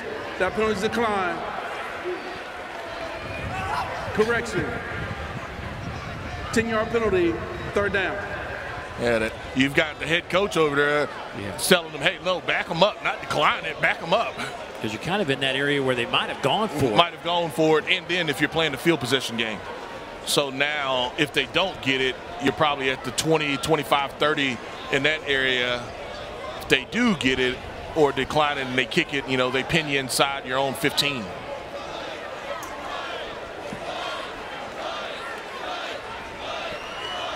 Third down at 17. Pressure comes. Mike Wright ducks his head, slips out of it, but only slides out to the 35. Well covered by Wake Forest. And you see Vanderbilt offense. Today those numbers aren't the same, just averaging 3.9 yards per play, but up over 7 yards per play coming into this game. Far cry from a year ago. Well, that's one thing that you thought that your offense had taken strides of just improvement that you wanted to see in them. And, today they just hadn't been able to be consistent. Matthew Hayball has had a busy afternoon. Boy, another favorable Vandy bounce that'll roll inside the 25. Let's see where they end up spotting it at the 18-yard line. Wake Forest with the football. When we come back, they lead it by 18. It is real and spectacular. Look at all the football being played. Top right, K-State and Missouri. That game is back in action. Wildcats taking it to the house 21-3 over Missouri. Let's get you back to Nashville. Thank you, PB. Back here in Nashville where the rain has slowed down, but still coming down here at First Bank Stadium. Look at our top 10. A tussle right now with Texas tied at 10 in the third quarter. Georgia coming up here on the SEC Network at home against Samford. And Clemson will be an interesting story as this season unfolds in the ACC. Not sure what to make of that opening game against Georgia Tech. There were moments they looked great, moments they didn't. Well, I think at some point you may have a quarterback controversy on your hand there at Clemson. Good to see Christian Turner back on the game. He had that last carry of the first half and got twisted up in a pile of players and was kind of limping off the field. So glad to see him back in action. We'll pick up 6 on that carry. Boy, the duo of these two running backs of Turner and Ellison for Wake Forest. I mean, that's a pretty impressive combo they got running out there. Well, you have balance, you have power, the vision by both players. It's the patience, and they both run hard, and it makes it really, really tough on defenses to be able to, stop either or. They both can give you, I don't want to call it exactly, but they both can give you a lot from an offensive standpoint. Turner coming off a career-high 100 yards rushing in that opening game against VMI. Ellison had 13 carries, much like Turner in the first game. He produced 80 yards on the ground. So a 3rd down and 1 coming up here. Wake 1 of 6 in the first half on 3rd downs, but they are perfect 2 out of 2 today.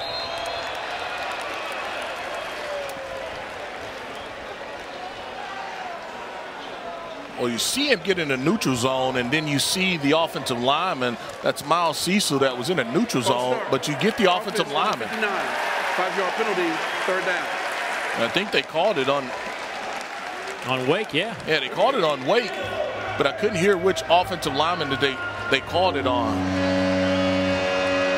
I think that was Loic Naya, a super senior.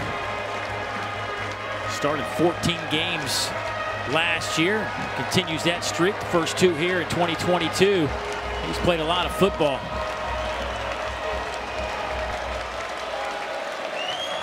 .708 to go here in the 3rd quarter. And another whistle will stop it, and that'll be delay of game, I believe. Delay of game. Offense. 5-yard penalty. 3rd down.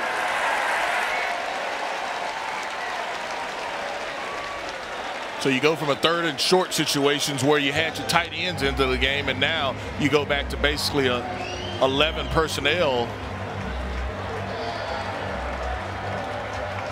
and 3rd and long situation. 3rd down and 11. The ball will sit on the 17-yard line. They will keep it on the ground. And nowhere to go for Christian Turner. Kane Patterson making another play for Vanderbilt. And here comes that Wake Forest punt team. Just trying to run outside zone, and good job by Elijah McAllister forcing that run back inside. He did a nice job of setting the edge and does not allow Turner to get outside. Kane Patterson comes up with another tackle.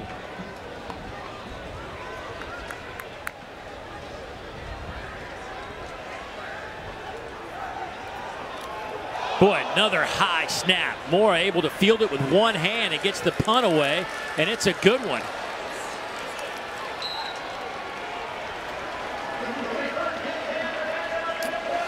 So Vanderbilt has the football. Clark Lee, the former Vanderbilt fullback. We'll talk about that when we come back.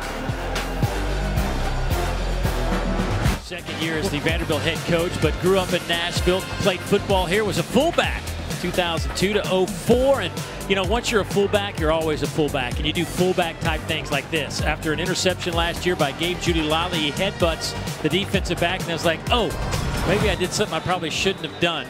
But you love his passion. It's hard to believe when you talk to him away from the football field how introspective he is, and calm and collected and thoughtful in his responses. And then once it comes game time, man, he is all about balling. Now that's an interesting play where they just try to hit, you know, McGowan out on the, on that play, and Mike Wright, the ball gets tipped up in the air. You knock that football down. You don't catch it. He ended up catching it, and so it's a loss. It's a loss of what, almost 12 yards for the offense, so it puts you back behind the chains.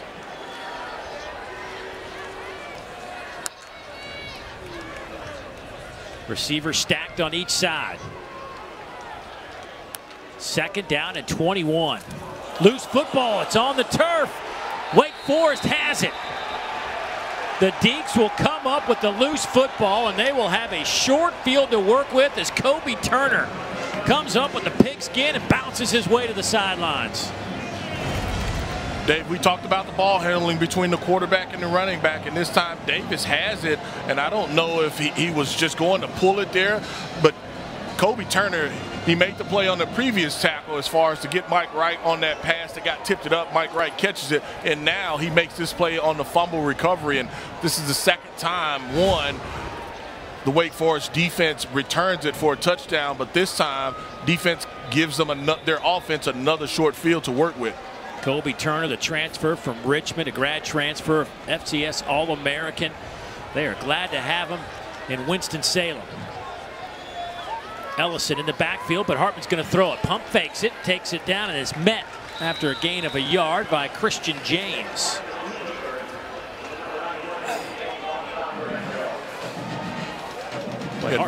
You had Wake Forest trying to run that bubble screen right there, and they do a nice job of just covering it, and Hartman decides to pull it down, and gets hit pretty good again. So the red zone numbers, this is their 4th trip in there. They have 2 touchdowns already. Trying for a 3rd. This sets up so nicely. They'll go to Cameron Height, the tight end, and he will scoot his way into the end zone for another Wake Forest touchdown. 17 yards. That is the 4th touchdown pass of the day for Sam Hartman.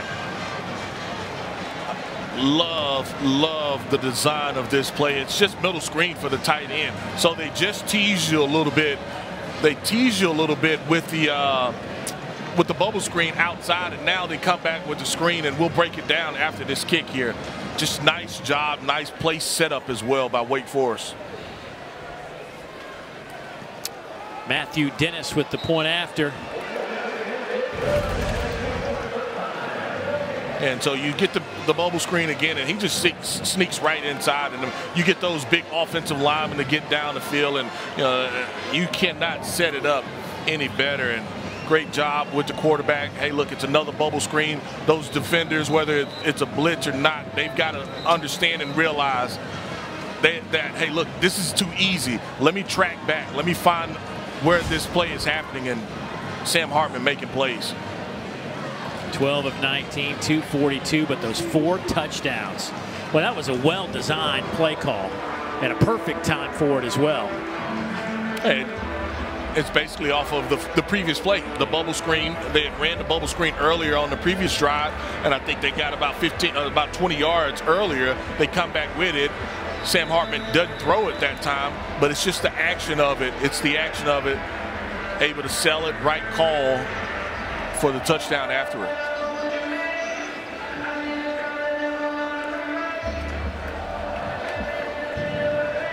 Ivan Moore will kick it away.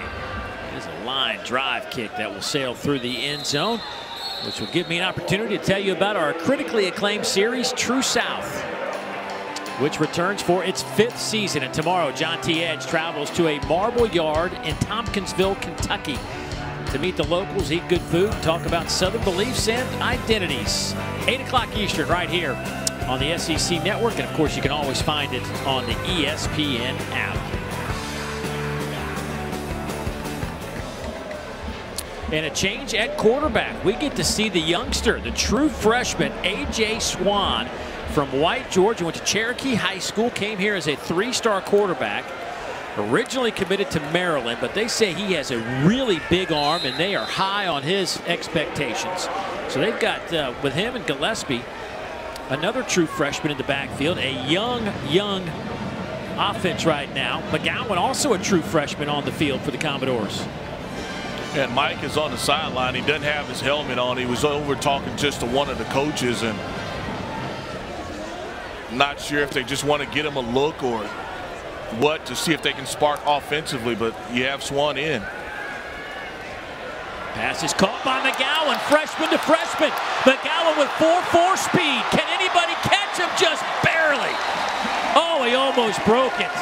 Chased down by Brendan Harris, the former Vanderbilt Commodore, who just transferred to Wake Forest, pushes him out of bounds, or that would have been a touchdown. That goes for 50 yards. Well, and that's the explosive play you see. You see just the speed, and they've tried to get him a couple of times on some of those jet sweep type plays, and that's just pure speed, Dave.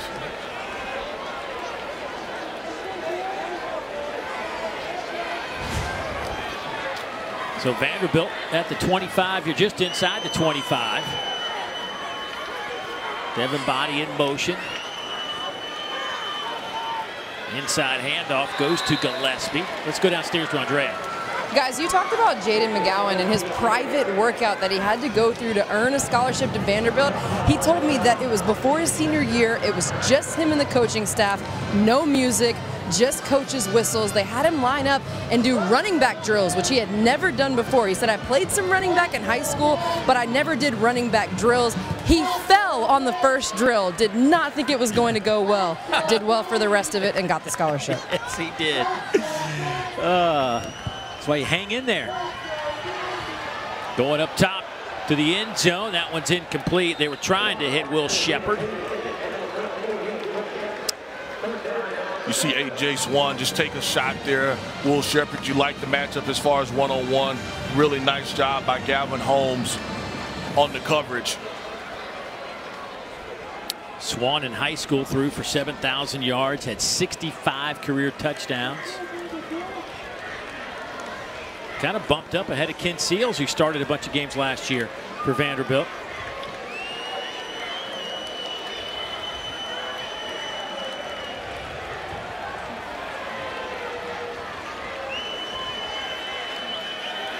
Going again.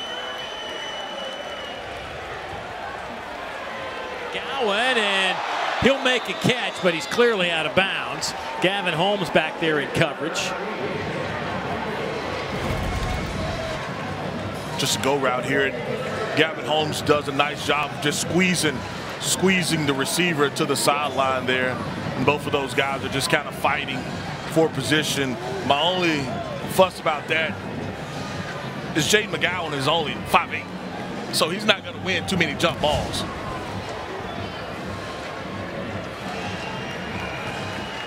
There's Mike Wright wearing the red hat. 4th down coming up for Vanderbilt. They got to get it inside the 15-yard line. And the Commodores will take a timeout, trailing 35-10. Don't forget, coming up tonight on our SEC Saturday nights, Southern and LSU, the Battle of Baton Rouge. See if they can get their special teams fixed. Boy, what a comeback. What a comeback they had. 99-yard drive, and to have an extra point blocked, just, I mean, you talk, there are kicks in the gut, and then there are kicks in the gut. Yeah, that's a kick in the gut for him. But, I mean, I know from a game, I think LSU will get it going. But if you're Southern, you want that human jukebox to band. That's what they're going to be. That's what they're going to be showcasing a little bit. And, you know, Southern themselves, I think, put over 70 points on the board in their previous game as well. But Southern, though, winless in 17 games against FBS opponents. Yeah, just, I mean, from a scholarship standpoint, from an athlete standpoint, LSU is superior in every instance there. Yeah, they won 86-0 last week, by the way. Four-man rush. Swan throws, comes near side, and an injured Wake Forest defender still on the turf, and Shepard takes it inside the 10, close to the 6-yard line. And Kobe Davis slipped on that turf and is yet to get up. That's a gain of 18 and a Vanderbilt first down. He was kind of holding the back of that knee and that leg, and that's how Will Shepard was so open there, and just going back, and as he kind of tried to plant. Yeah, hopefully that's just hamstring, but that was the back of that knee area. And you go back and look at it, A.J. Swan, as far as the quarterback, trying to climb up in the pocket, he kind of slipped a little bit as well. Well, the rain has finally subsided. A little bit of a mist in the air, but boy, it rained for a long time in the first half. Ball was bouncing off everybody. So A.J. Swan at 6'3", 225, running the show. He's probably, you know, better a pure passer than Mike Wright. Not the athlete as far as running the football, but, you know, he can get you in and out of the offense and what you want to do from an offensive standpoint. Swan steps up in the pocket, keeps his feet moving, and tried to get it to Justin Ball, the senior tight end.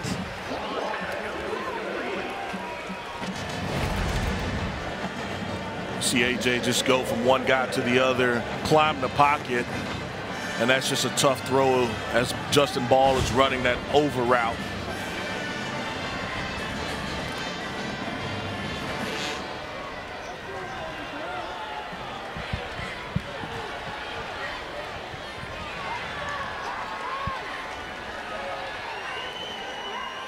Second down and goal. Little play fake going to the end zone. Shepard is there. What a throw and a nice catch. Touchdown Vanderbilt.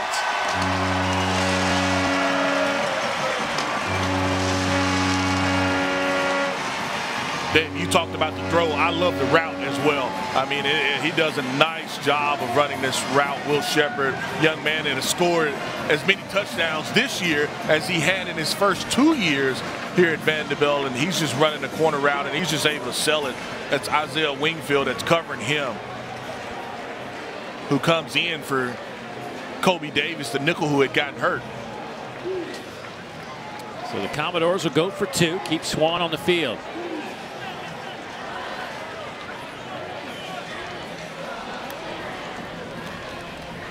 Swan throws, and this one is batted away, but a flag comes out. Kalen Carson.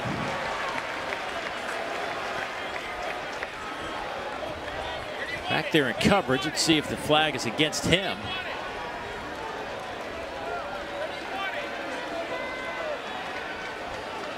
I do believe so. Offensively, they're still out on the field. Defense number one. Half the distance to the goal, replay the try. Dave, what's interesting there, that football was on the hash, the left side, and so you just run it almost like a back shoulder throw hinge route. Probably thought you had a better shot at working the wide side of the field. So pistol formation here, going for two. Ray Davis back there at running back. Now he'll split out wide. They'll shift. Empty set. A.J. Swan, he'll just tuck it and go. There's 2 points for you.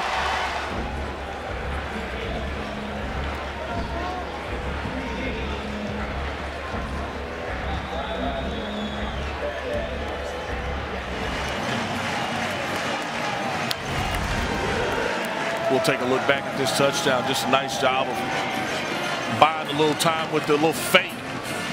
The throw to Shepard to the pylon, and here he sees that defense just open up. The defensive end just lose contain, and nice job of running into the end zone for the score on the 2-point conversion. Well, Vanderbilt had to play kind of the passing game to try to get back into this one. So we see A.J. Swan, who's much more adept at that, and Mike Wright, and it pays off as he picks up 74 yards through the air on that drive and gets his touchdown pass. And it's a 35-18 game now.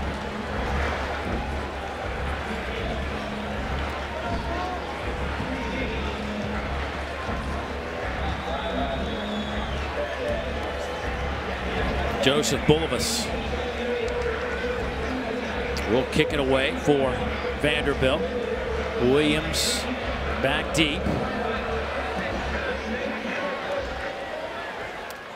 And Williams will let it go into the end zone and out to the 25-yard line. Hey, coming up at 4 o'clock Eastern, you get to see the number 2 team in the country, the Georgia Bulldogs, hosting Samford and Athens. SEC Network Plus has Central Arkansas, number 22 Ole Miss at 7 o'clock, and then at 7:30, Southern squares off against LSU in our SEC Saturday night matchup.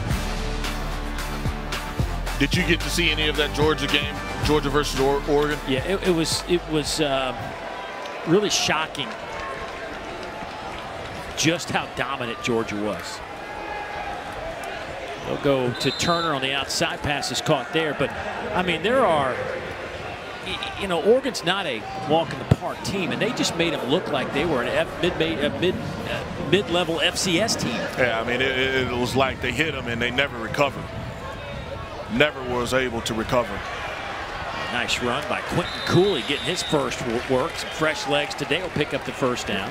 Yeah, and both of those plays are off of that slow mesh that they love to run so much, and it looked like Vanderbilt was going to have a loss or a tackle for loss right at the line of scrimmage, but Sam Hartman pulls it and he comes up with positive plays as far as on the first play. Going up top again. This ball's underthrown, trying to hit A.T. Turner, or A.T. Perry, excuse me. Maxwell Worship in coverage. If Maxwell Worship is able to get his head around and locate the football, he may have had an interception. I mean, this is just a post route. He's kind of in recovery mode, so he never sees the football underthrown a little bit. May have been an interception for him. Here's Hartman coming near side, directing traffic, then throws underneath. Pass caught there by the tight end, Blake Whitehart. Maxwell Worship with another stop. Just love the patience by Hartman, just to be able to stress that defense. Vanderbilt did a pretty good job of taking away the first option, and Hartman is able to get back to his tight end to come up with the completion. Little stutter step in the hole there by Quentin Cooley. We'll get it to the 42-yard line, gain of 7. Second down and 3. Cooley, the sophomore out of Bailey, North Carolina. 4 carries, 28 yards last week. To slow this offense down, you have to be able to win up front in one-on-one situations, and Vanderbilt hasn't been able to do that enough to really get them off schedule. Hartman comes near side. Nice catch there by Donovan Green, getting his hands up on a bullet thrown by Hartman. Vanderbilt shows a little bit corner cat. Have your cornerback firing off the edge there, and Hartman sees it right away, able to still come up with the completion. That'll do it for the third quarter here in Nashville. Wake Forest fell behind early, but they have taken control of this game. Sam Hartman is back and causing problems. So has this Wake defense. It is a 35-18 tally after 3 quarters of play. Back after this. Watching SEC Network College Football presented by Allstate. As you look at our game summary, Sam Hartman 268, 4 touchdowns in the second half alone. He's 8 of 10 for 112 yards and 2 touchdowns. Mike Wright got off to a good start, but really this offense has been sputtering until a moment ago when A.J. Swan, the freshman, came in and led him to a touchdown. The slow mesh, and they will throw it. A.T. Perry dancing around to the 24-yard line. He got plenty for the first down. That'll move the chains with 14:49 and counting here in the fourth quarter, and a 35-18 game after a 12-yard pickup. As soon as you see that linebacker step up right there, just a dig throw, you've seen him throw the post, a glance on the backside, just taking everything they give you. Quentin Cooley breaks free. What a run! 24 yards. Cooley is going to get the credit for this touchdown, but Sam Hartman threw a nice block as well to put Cooley one-on-one with your safety. He cuts this football all the way back. They kind of over-pursue it, and right there, Sam Hartman steps in, and he gets a nice block, and that allows Cooley to have one-on-one with your safety, and he's able to score. Yeah, Sam Hartman getting out there for his team. Matthew Dennis to attempt this point after. And it is up and it is good. So Quentin Cooley getting some work here in the second half. Pays off with a nice touchdown run to push this lead out to 42-18.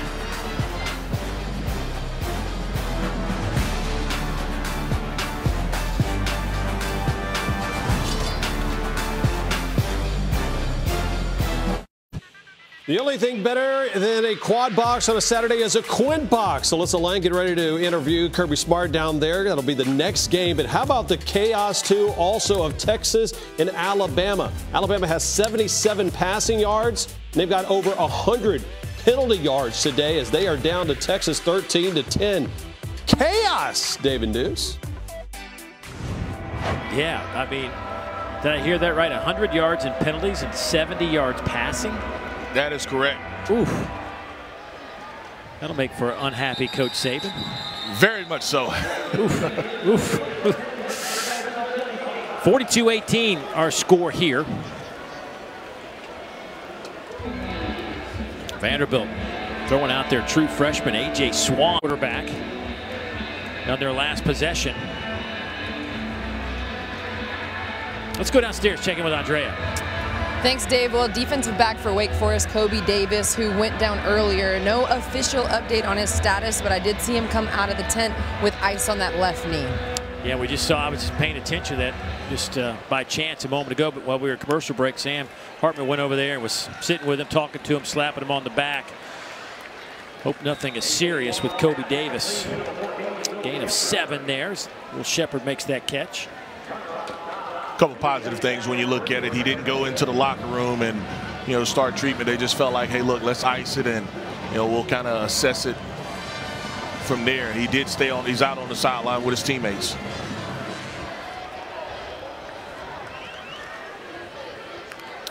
Second down and short. Little play fake. Swan, boy, nowhere to go, and he'll be dropped back around the 22-yard line. Kobe Turner getting in on the action. Talked about the stunts. You talked about, guys just making plays, and Kobe Turner comes up with the sack, but it was also Jasheem Davis from the defensive end position.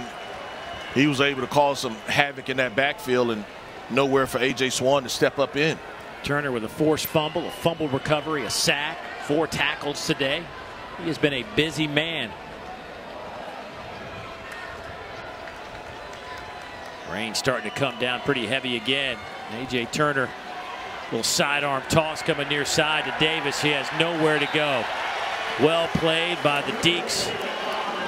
Jalen Hudson out in space, the sophomore out of Fayetteville, North Carolina, making a really nice play, and that'll force Vanderbilt to punt it away.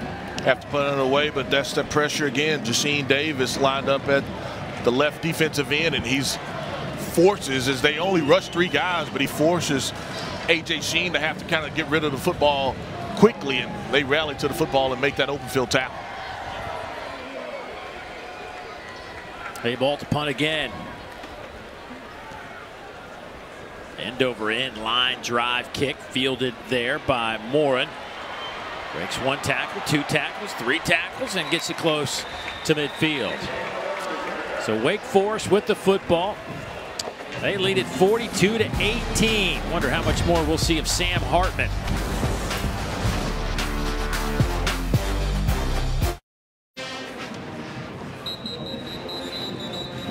SEC Network Football is presented by Allstate, reminding you that football season is mayhem.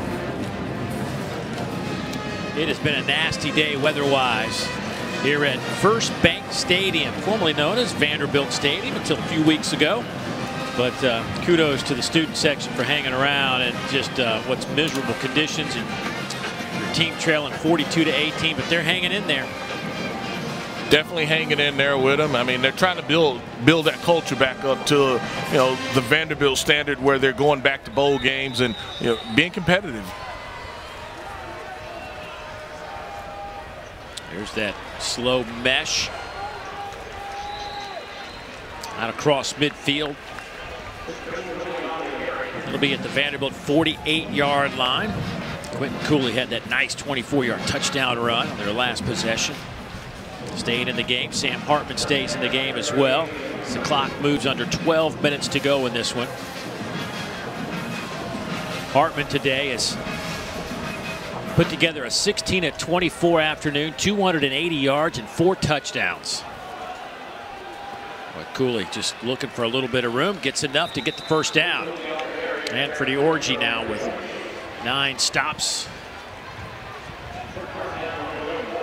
And as a back in this offense, you just have to have patience. I mean, because that's what the way that design of that system, as far as the inside zone run, that slow mesh, you have to have patience, because you can take that football kind of anywhere in that offensive line. Unless the defense forces you one way, it's your choice. Hartman will throw. Pass is caught right at the 30-yard line by Jamal Banks. He'll have a first down out of bounds at the 28-yard line. And you see Banks, he's just running his curl route. He runs off the corner plenty of time as far as for Hartman to scan over the field, knows exactly where he wants to go with the football. The ball is on time. Another first down. A couple of more freshmen on the field for Vanderbilt in that back end. Chuck Wu was out there. Sananiola was out there. Those are true freshmen. Cooley stood up at the 29-yard line. And one thing, if you're Vanderbilt, you want to be able to get some depth. You want this game to be a little bit closer, but I think also you want to show that, hey, look, my freshmen, my young guys, you will get some playing time as well.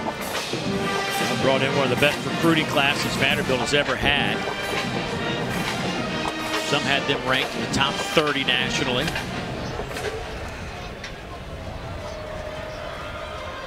It's easy to sell the way this program ended last year. You know, it's like if you're a freshman, you want to play ball right away. This is a good opportunity for you. Now, hopefully he hopes down the road that that's not the case, but right now that's the story. Well, he wants it to pay off. He wants it to pay off. If we can recruit well, we can identify speed, team speed, and I think the elements haven't allowed them to really be able to showcase it. We saw McGowan get loose and showcase his 4.4 speed, but I think this team is a faster team as well than last year's team. So 3rd down and a yard and a half. They will keep it on the ground, and this is going to be close to the line to gain. Really getting a bunch of work carrying that football for Wake Forest. Why not? He's averaging 8 yards a carry. So it'll be 4th and inches. Dave Clawson going to keep his offense out on the field as the clock continues to move, close to 9 minutes to go.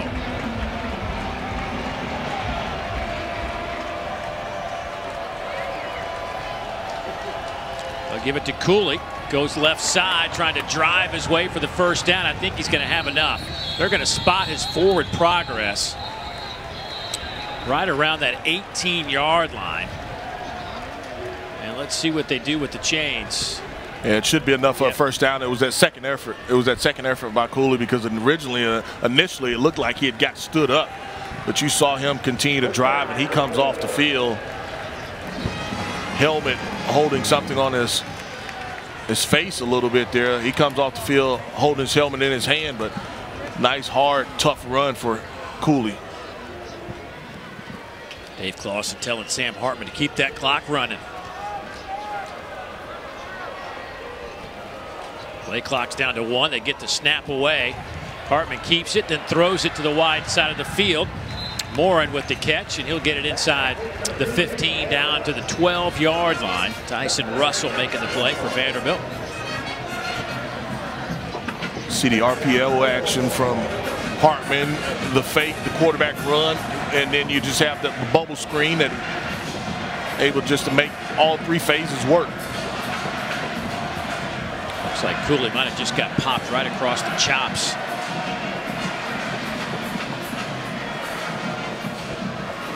Cooley's a big old boy now, 5'9", 215 pounds. His 215 a little different than my 215. Mine as well. That's what you call very compact.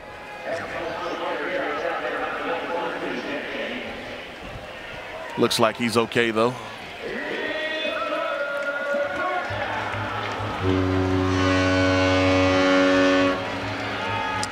Third down and 3 coming up. Wake Forest letting this clock tick away. 15 seconds on the play clock.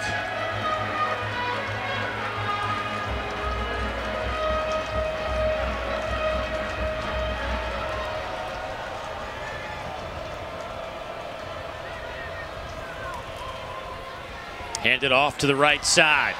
There goes Ellison, and he will have the first down. So now Wake Forest can chew up some more seconds off the clock. And you're talking about a drive that started, I think, with 12 minutes on the clock, and already you're about 6 and a half. It'll probably be around 6:15 when they snap the football. And outside of maybe 2 plays, I think they've been able to keep the football on the ground running it. 10 plays, only 44 yards. Ellison to the 5, stood up there.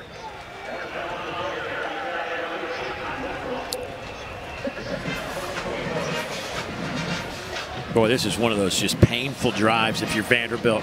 Just can't get off the field. Can't get off the field. I mean, and the thing is, you're rotating different guys in, whether it's defensive backs, and there we just saw them bring in new defensive linemen. But, you know, against this offense, you have to win those one-on-ones. And if you don't, we've seen the results.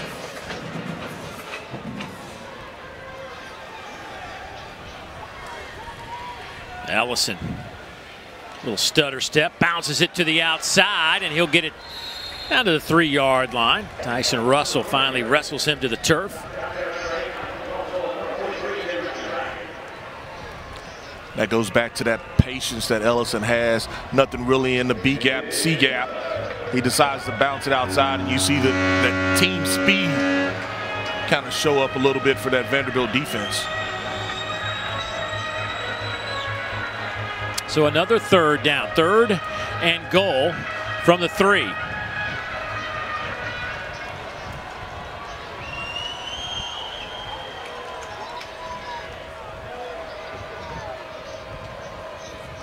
Hartman looking to throw, pressure comes, going to Morin, and it's batted away.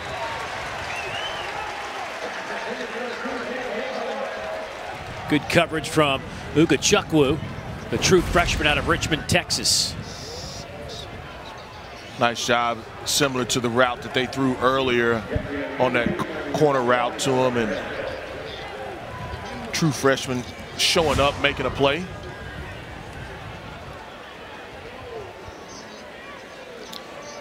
So that drive will stall out at the 3 in terms of a touchdown. So a 21-yard field goal attempt coming from Matthew Dennis. Kick is on the way, and it is good. So Wake Forest puts 3 more on the board. Their lead now 45-18. Just 4:48 to play here in Nashville.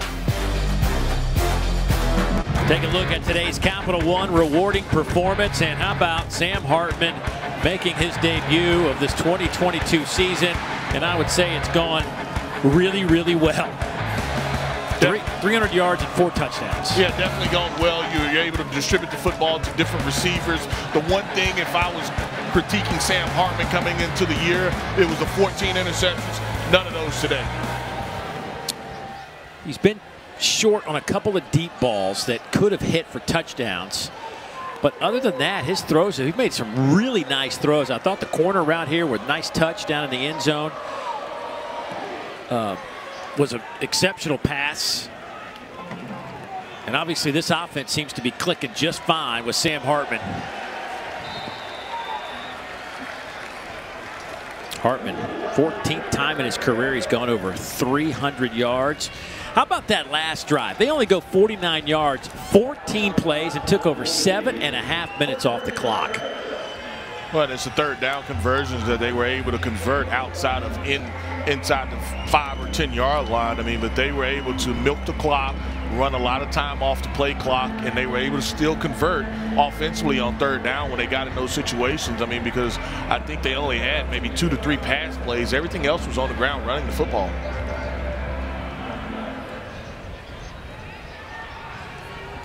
A.J. Swan back in there at quarterback. Cooper Lutz in at running back. Hey, tonight SEC football final is back for another season with Dari Noka, Chris Doring, Benjamin Watson, and Takeo Spikes. They'll take you through the biggest stories of the day and break down all the games. 10:30 Eastern right here on the SEC Network.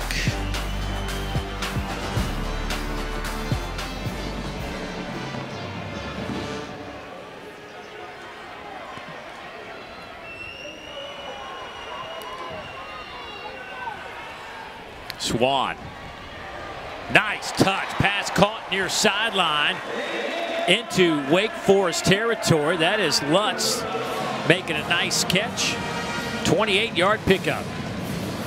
Dave, you talked about the throw. I love the route by Cooper Lutz. He's just running a wheel route out of the backfield. We saw them hit a play similar to this, and just nice touch on the football. Nothing the underneath defender could do. Doesn't put too much air on the football where the safety can get involved as well. Fake the toss. Swan comes near side. That pass is caught. Justin Ball, the tight end. He'll take it inside the 10-yard line, or right at the 10-yard line. That's 36 more yards. Similar play as well here. It's up the sideline, just a seam route. Justin Ball does a nice job of just being able to give his numbers, show his numbers to the quarterback. Another completion for a big play. But just like that, they're in the red zone at the 10-yard line. A couple of tight ends in the game. Lutz stays in at running back. He will hand it off to Lutz, who is tossed to the turf around the 7-yard line as we are under 3 minutes to go. Wake Forest defense, they had a change in coordinators. They bring in Brad Lambert from Purdue.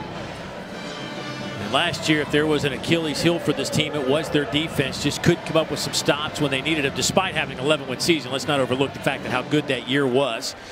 But, you know, they blew that 24-point second-half lead to North Carolina in Week 9. We're looking to go 9-0. But it looks like this defense has been buttoned up a little bit. Definitely buttoned up, and I think they finished overall 91. So, you know, if they can just improve on that just a little bit, I think that you like the chances of this Wake Forest D. And I like the chances of A.J. Swan at quarterback. Boy, he has looked nice here in the second half. He gets the touchdown pass there of 7 yards going to Gavin Schoenwald. and AJ he makes the right decision. I think that's probably the most important thing. Makes the right decision, throws an easy football as far as that allows your receivers to be able to make that catch. And so they fake the little inside dive and you hit the tight end out in the flat.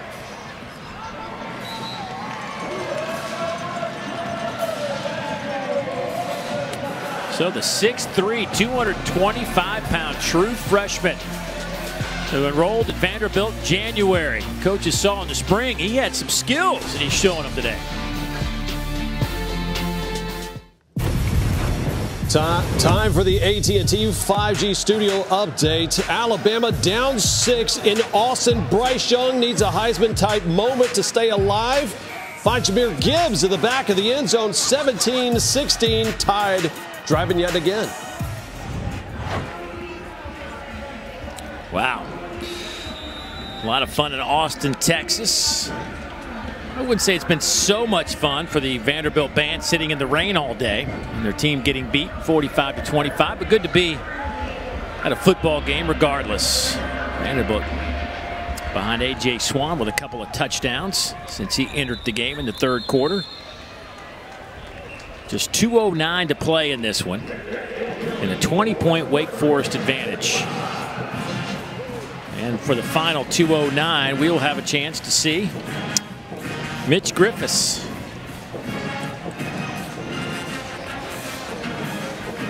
Young redshirt freshman quarterback who played really well last week against VMI. 21 of 29, 3 touchdowns, no picks.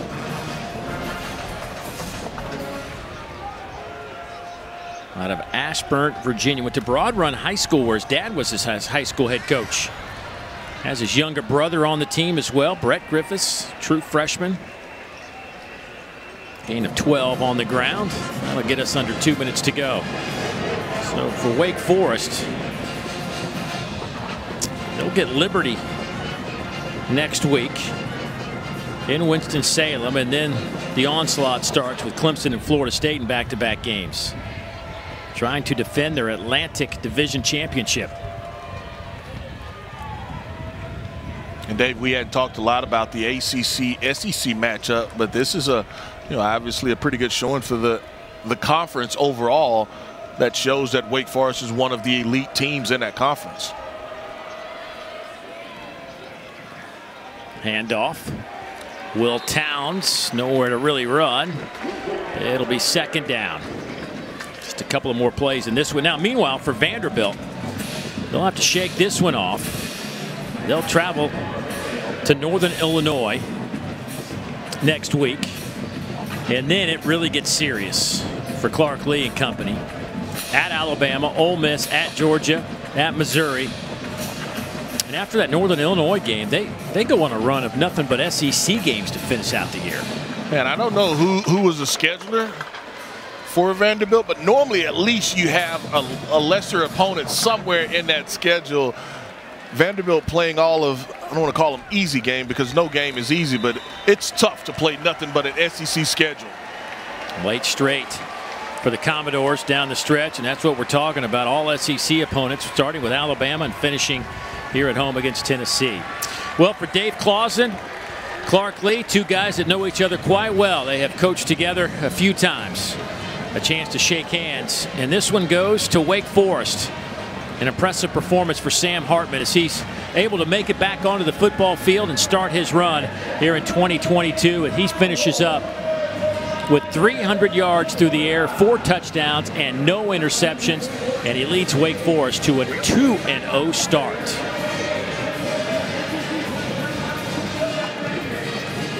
Meanwhile, Vanderbilt will fall to 2-1 on the year. They put together a 294-yard day offensively. Well shy of the 451 put up by Wake Forest. Mike Wright just couldn't get it going. Wake had a nice plan, slowed him down, kept him corralled most of the day today. There was some bright spots, certainly, watching the youngster A.J. Swan throw the ball around the field today. And as you said, Deuce, wouldn't be surprised to see him get some more reps in games. Not necessarily making him the starter, but certainly giving him a look. Yeah, I think that just a change of pace for them, just to figure out, hey, how can we get him on the field? How can we get him involved a little bit? Because from an offensive system, and I understand, both teams may have been playing a couple younger guys, it helped with a confidence, it helped with rhythm, and it gave them a little bit to say, this is what this offense should look like. And Swan finishes up 8 of 11, by the way, for 146 yards and 2 touchdowns. But the story of this one, though, is that guy right there, Sam Hartman. Glad to be back on the field. I mean, heck, you go back to early August, he wasn't sure if he's going to play football anymore. Doctors handled what needed to be handled, got him ready to play a month later, and here he is on the football field, and I think you touched on it. Certainly he has an appreciation for the game as well. Speaking of Sam Hartman, let's go down the field. Andrea? Oh, my bad, Taylor. Sorry. Sam, your coaches and your teammates talked about how hard you worked to get back on the field. What did it feel like for you waking up this morning knowing you'd play in this game? Surreal. Surreal to see the Deacon Loyals out here. Surreal to just be back a part of this whole, this college football. Saturday waking up, last time it was tough, but it was great. You got to see the young guy, Mitch, play well, and to come out of here with a win, it's incredible. And a little rain, made it a little hard early, but just surreal, to be honest with you. I feel like a kid again playing. You said the rain made it hard, but you had 4 touchdowns to 4 different receivers. How were you able to facilitate the offense out there? Coach R put me in the right spots. I think it really goes to him. He schemed up well. Obviously, Coach Lee, right? Great program, great university. We've, I've run against that defense my whole career at Wake. And so, the guys, they had to make the plays, they make the catches, and, I'm just a facilitator, just getting the ball out. And you all have a top 25 ranking. Where does this team continue to build here moving forward? I think it was sloppy all around. I think we can clean it up everywhere. I think it starts with me, but, overall happy with the performance. And the rain, right? No turnovers, that's huge, right? That's a big key of this game. So no turnovers was great, and we just got to keep building on what we just did. Congrats, Sam. Thank you so much. Go Dukes. Yeah, fantastic to see him back on the field. And watch out, ACC. Sam Hartman is back and ready to go. The Deacs come on the road to Nashville. First time they've met since 2013, and they pick up the win 45-25. So for Deuce McAllister, Andrea Carter, the rest of our crew, I'm Dave Neal saying so long from Nashville. Let's get you to the studio.